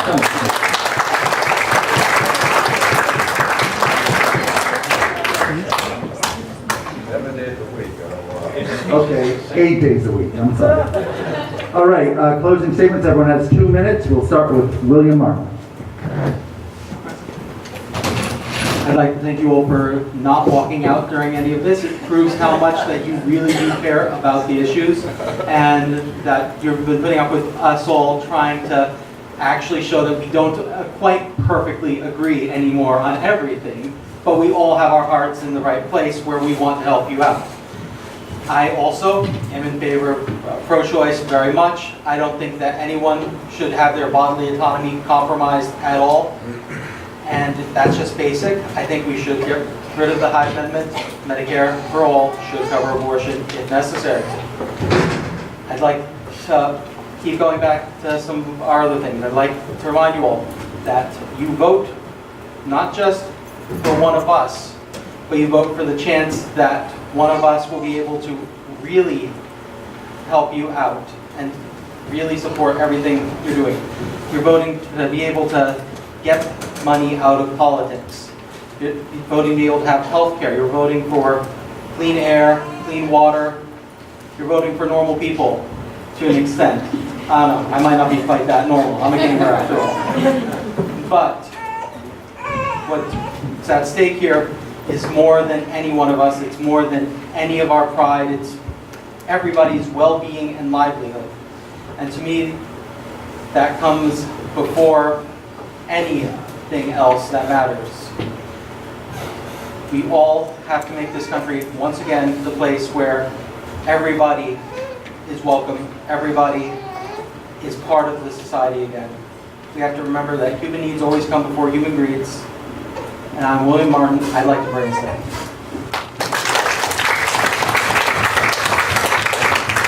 Paul Cardinal. We've always been told who our candidates should be. Been handed choices based on background, wealth, or the ability to raise funds from PACs and corporations. I'm not the candidate they've always told us we need to have.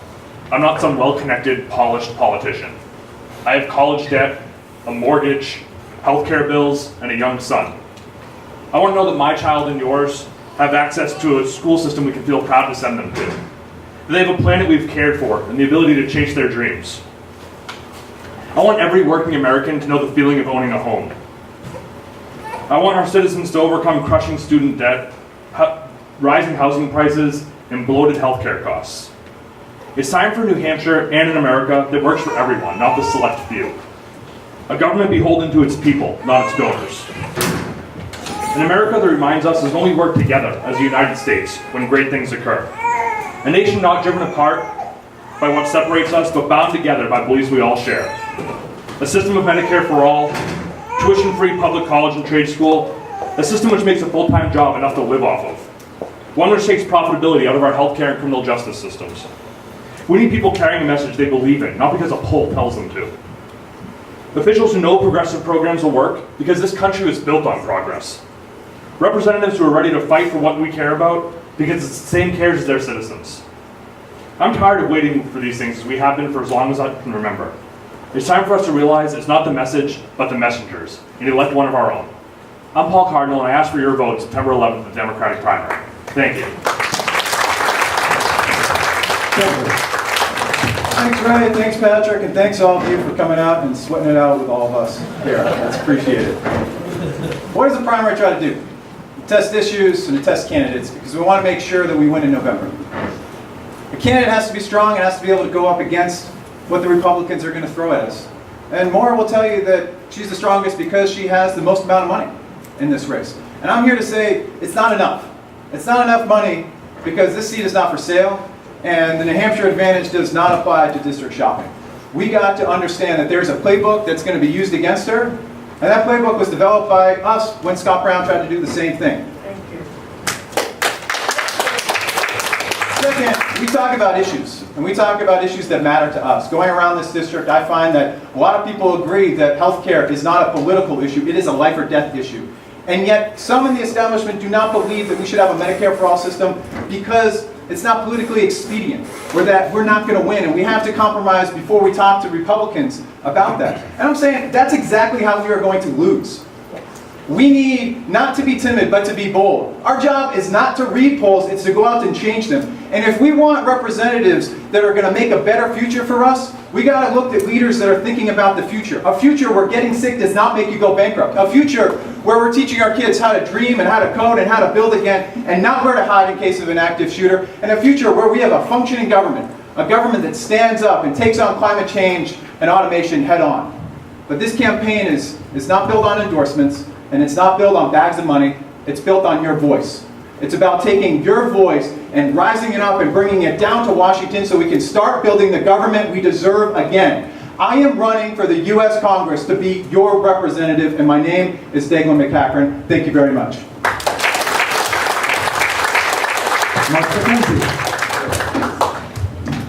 You heard one side of me earlier tonight. Let me give you the other side. I spent my whole life taking care of people. As a firefighter, as a labor representative, as a father of 2 boys, as a grandfather of 2 children, 2 grandchildren with 1 on the way. I walked my son when he was 12 years old, along with his mother, into the operating room so he could get a liver transplant. Healthcare is real to me. I had a fight to get him the healthcare he needed. A couple of years ago, as all firefighters, not all but many get, I came down with cancer. I'm a cancer survivor. And the reason I'm here today running for Congress is because I had the best medical insurance there was, and everybody in this room should have the same kind of medical insurance when you get sick. I have lived these issues my entire life. I have fought at every level of this government to represent the interests of people who work every single day. I have fought for health care and pension benefits, and I have fought for all of those things that many people want. And I did it for me, I did it for you, and I did it for my children and my grandchildren. And I know I can look them in the face, whether it's tomorrow or a year from now, and say, I stood up, I fought as hard as I could, I did everything I could to make this a better country. And that's what I promised to do for them, and that's what I promised to do for you. Thank you.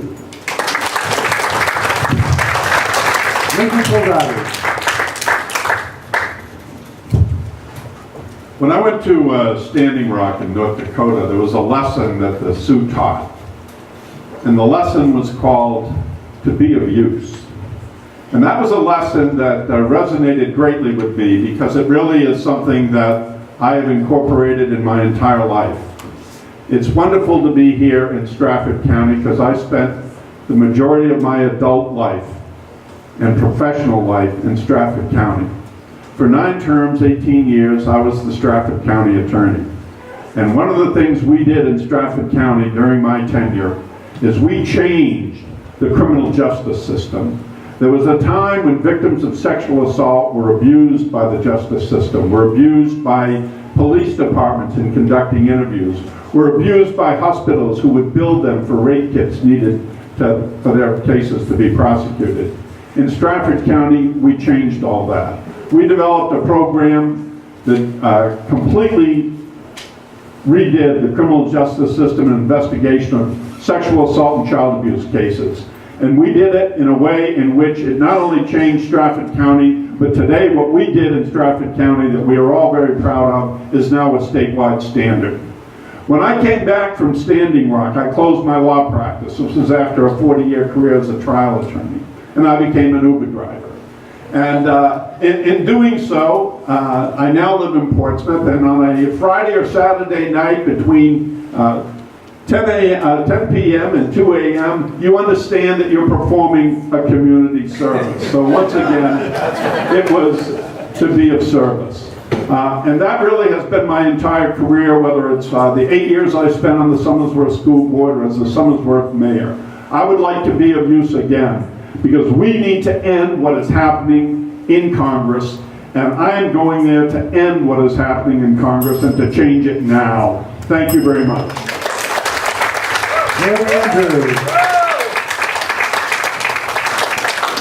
A writer at the Huffington Post once called the congressional office that I led the hardest working. We earned that. And I promise to keep that tradition of hard work and service alive as your next member of Congress. This is a tough district. It is 25% registered Dem, 35% registered Republican, and the rest are undeclared. I led Carol's winning campaign in 2016, but Trump also won this district in 2016. We cannot take this general election for granted, but it is winnable. The work I've done with Carol over the past decade has earned us the trust, support, and votes of this district. I was in DC in 2007 when Dems won the majority for the first time in 12 years. We had an aggressive legislative agenda, and it was a lot. We need an even more aggressive legislative agenda this upcoming January to undo the harm that's been done by this administration and this Republican majority. We could win this seat, we could win the majority by 1 vote, it could be this seat. It's an honor to be up here with such bright and accomplished group. Everyone up here loves New Hampshire and would work hard in Congress. But there's a difference in experience, and that matters in this political environment.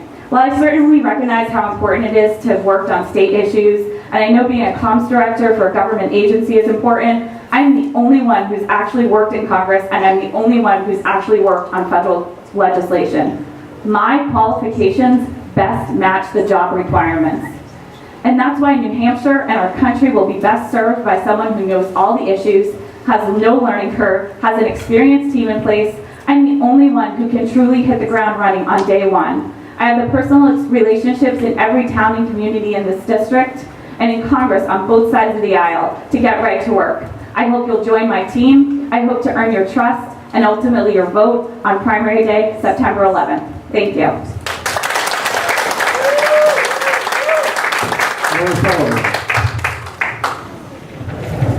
Thank you all for coming out tonight, and thank you to Ray, and thank you for Patrick for putting this together, and to the staff of the NHDP.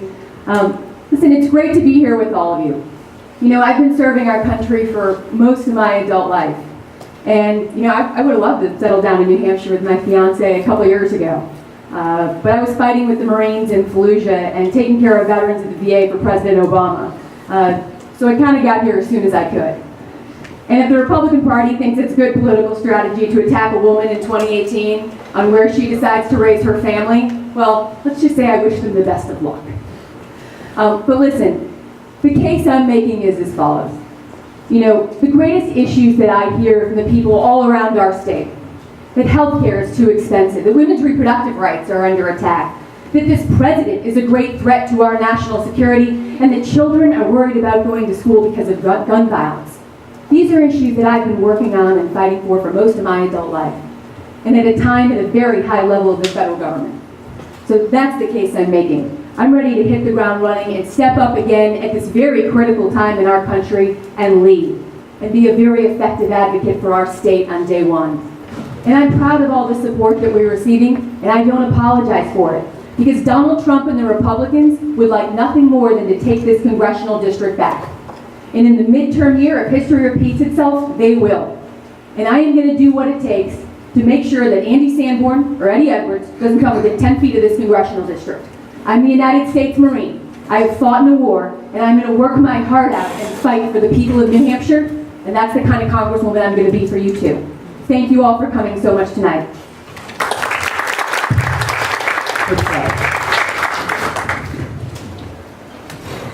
Well, thank you all. I put myself forward as a humble public servant who seeks your vote. And this race is really personal to me. It's about the people I know, the people that I meet each and every day in a state that we all love. It's about the father that I met the other day in Seabrook, who showed me the place where his son overdosed and told me that he's scared as heck that his son's going to die when he comes out of treatment. It's about the woman that I met who's a waitress, who got a cancer diagnosis and is afraid what the Republicans meddling in the Affordable Care Act is going to mean for her healthcare future. It's about the transgender youth that I met, who is scared about her future, encouraged that she sees a gay candidate on the stage, but understands that people deserve equal protection of the law. I'm standing up for a state that I love, and I ask for your support. Look, I'm running for Congress because too many people are being left behind. We have a system that is rigged in favor of the wealthy and the big corporations at the expense of the rest of us. I'm the beneficiary of the American dream, of my relatives who came here from Greece seeking a better life and opportunity. And I think we need to live in a country where your hard work, your determination can take you where you want to go, that you can access the American dream. But we can't get there without economic policies that are going to support people. We can't get there without a higher minimum wage. We can't get there without health care for all. We can't get there without paid family leave. We can't get there without bringing down the cost of college and having tuition-free college in this country. I'm all in on those debates. And one thing we also have to do is get big money out of our political system. Because at the end of the day, this seat is not for sale. It belongs to all of you. And it's not about the person with the biggest pile of money. It's about the person with the best ideas. The person with a demonstrated history of speaking up for people in the state. And a track record of getting things done. I can build the type of coalition we need to win this tough seat and hold it. I've done that in my current office. I'm ready to stand up for the people of New Hampshire to ensure that we have expanded opportunity and a brighter future ahead. I hope you join us. Thank you. Lovely Sanders. Well, thank you guys very much for coming out.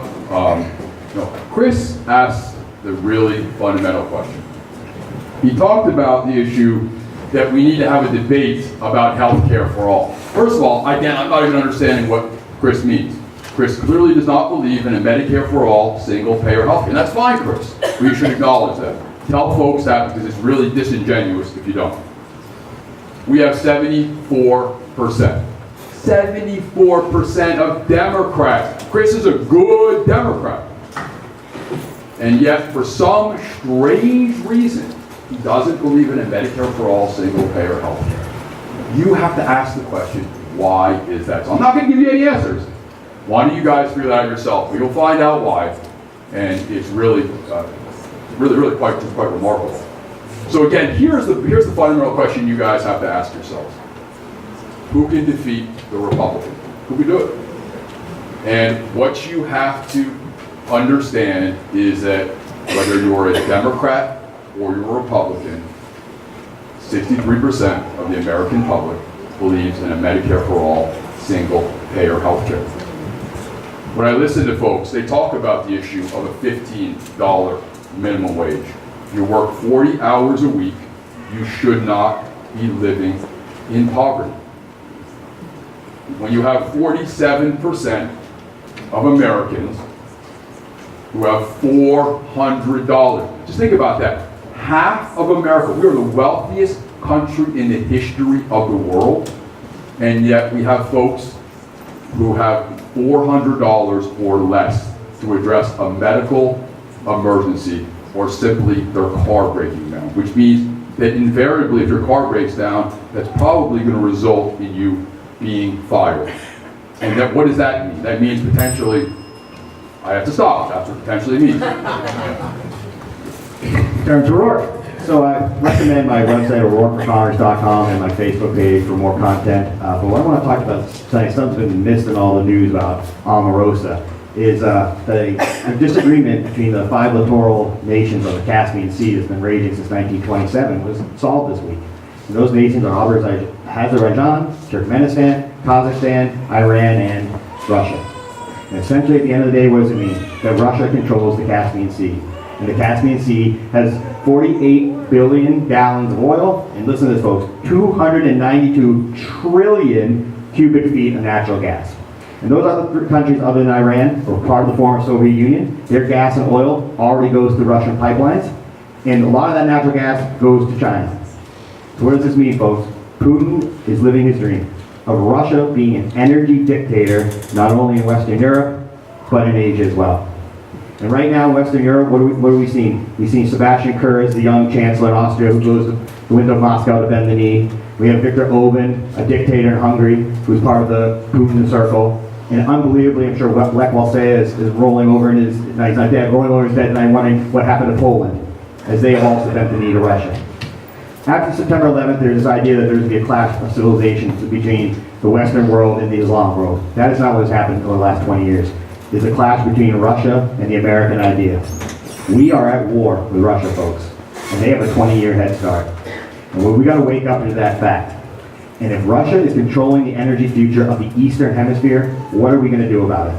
And what are we going to do about it when the agent of the Russian government is the President of the United States of America? What we have to do is not only remove Donald Trump from the presidency, but we must attack this head on. We must take Russia head on. But there is hope. Every Democratic speech or every Democratic convention ends on hope. The American idea is the single greatest political idea in human history, and we will win out in the end. Thank you. Mindy Metzger. I came to this not as a career politician, but as a concerned citizen. And my motivation has always been to fight for the people of New Hampshire. Not just fighting back, but fighting for progress. People know that regardless of their party or what district they live in, I have and I will fight for them. This seat will be won and kept by someone who appeals to all people of all parties. When I talk about protecting drinking water and keeping our children safe, people agree. Public health is nonpartisan. I'm the candidate who will keep this seat blue now and into the future. When our president seeks to divide us, my ability to find common ground is paramount. That's how I got 16 bills passed in a Republican supermajority. I have a track record of getting things done. But as a mother of 2 sons, I worry about the messages our children are hearing every day. Our president talks about grabbing women, discriminates against transgender people, and jails innocent children. I'm disgusted by his dog whistles that led to the lynching of the 8-year-old boy in Claremont. I'm not afraid to stand up for what is right, and I will fight for single-payer health care, a $15 minimum wage, a tax code that works for all of us, not just the wealthy people. I will defend women and minority rights. As an environmental scientist, I will fight to reverse climate change and protect our drinking water, which are the 2 top threats to our national security. Our president does not take these seriously enough. I will also fight for campaign finance reform, and my campaign is walking the walk, not just talking the talk. We're not accepting any PAC or special interest money. Some candidates say they're not taking corporate PAC money. I say a PAC is a PAC, and I'm not taking any money from any of them. I want New Hampshire to know that you're my special interest. And we're seeing incredible energy for this campaign. We have hundreds of volunteers standing up to work alongside us. Money pays for ads, but tenacity, authenticity, and hard work wins the votes. Vote for me on September 11th so I can keep fighting for you. Thank you. Our next forum, sponsored by the State Party, is 2 weeks from tonight at the Manchester Community College. You will note that there is not a forum next week, and the reason for that is that Bill Shaheen, Kathy Sullivan, and I will be traveling to Chicago for the Democratic National Committee meeting, where we will be voting to end superdelegates. And and while Maine, Vermont, and New Hampshire are solid, there are various members of the Connecticut and Massachusetts delegations, if you want to kind of stay in New England, that if you know of anybody in either Massachusetts or Connecticut that are willing to reach out to their DNC members, and if you go on their State Party website, you can find their contact information. But we, either Kathy and I have been on a conference call at least once a day in the last couple of weeks, trying to communicate the importance of this, but we are shocked at how many people are resistant. So if you have any relationships with folks, as I said, in Massachusetts or in Connecticut, I ask you, the vote will be next Saturday, possibly Friday, but we'll take everything, any help that we can get on that. Let's give a big standing ovation for our 11 candidates for Congress.